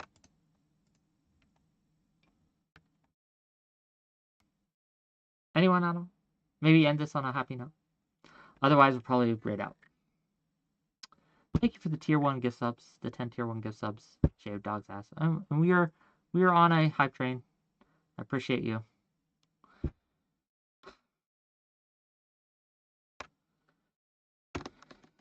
I don't want to be upset, but I am upset. And I continually am upset because people continue to lie to me. Just don't lie. Just don't. Do I want to have content tomorrow? I don't know. We're on a hype train, level 4, by the way.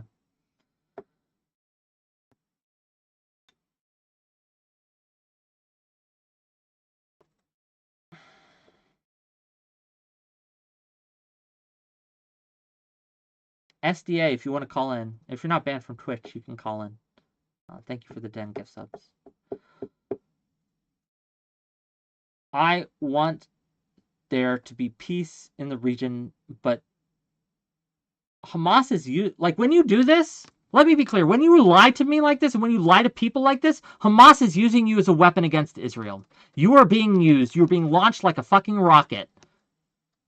You are willingly aiding and abetting, right? You are being launched like a fucking rocket, okay?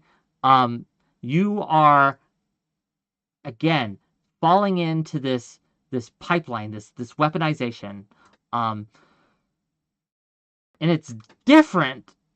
It's different if you don't know what you're doing, right? Like if you're just some rando. But if me and Viv have talked about the 𝕾𝖍𝖙 method, or however you say that guy's name, right? Where they purposely will pump up the numbers. They want mass deaths. They want to provoke the person into striking back hard and fast and getting those civilian numbers up real big so that they can point and say, look, these are look what the big bad guys are doing, right? They're killing us all, right? It's a method, it's a terroristic method that they use, and it's like a blood sacrifice, basically, of their own people in order to win the information war and to win the propaganda war and to get their target delegitimized on the national stage so that people are amenable to withdrawing support from them and perhaps leading to intervention by third parties, etc. Yeah, I don't know. Okay. We're going away. Who's streaming? Who are we going into? We can go right into Sad Kit Kat. You guys want to see Sad Kit Kat? We need some happy times. She's Sad Kit Kat, but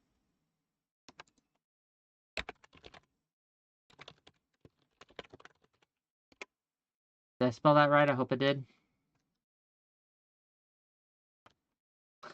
Thank you, Portland. Thank you again for the 10 gifted subs. Right now, we're gonna go. See you later. Bye.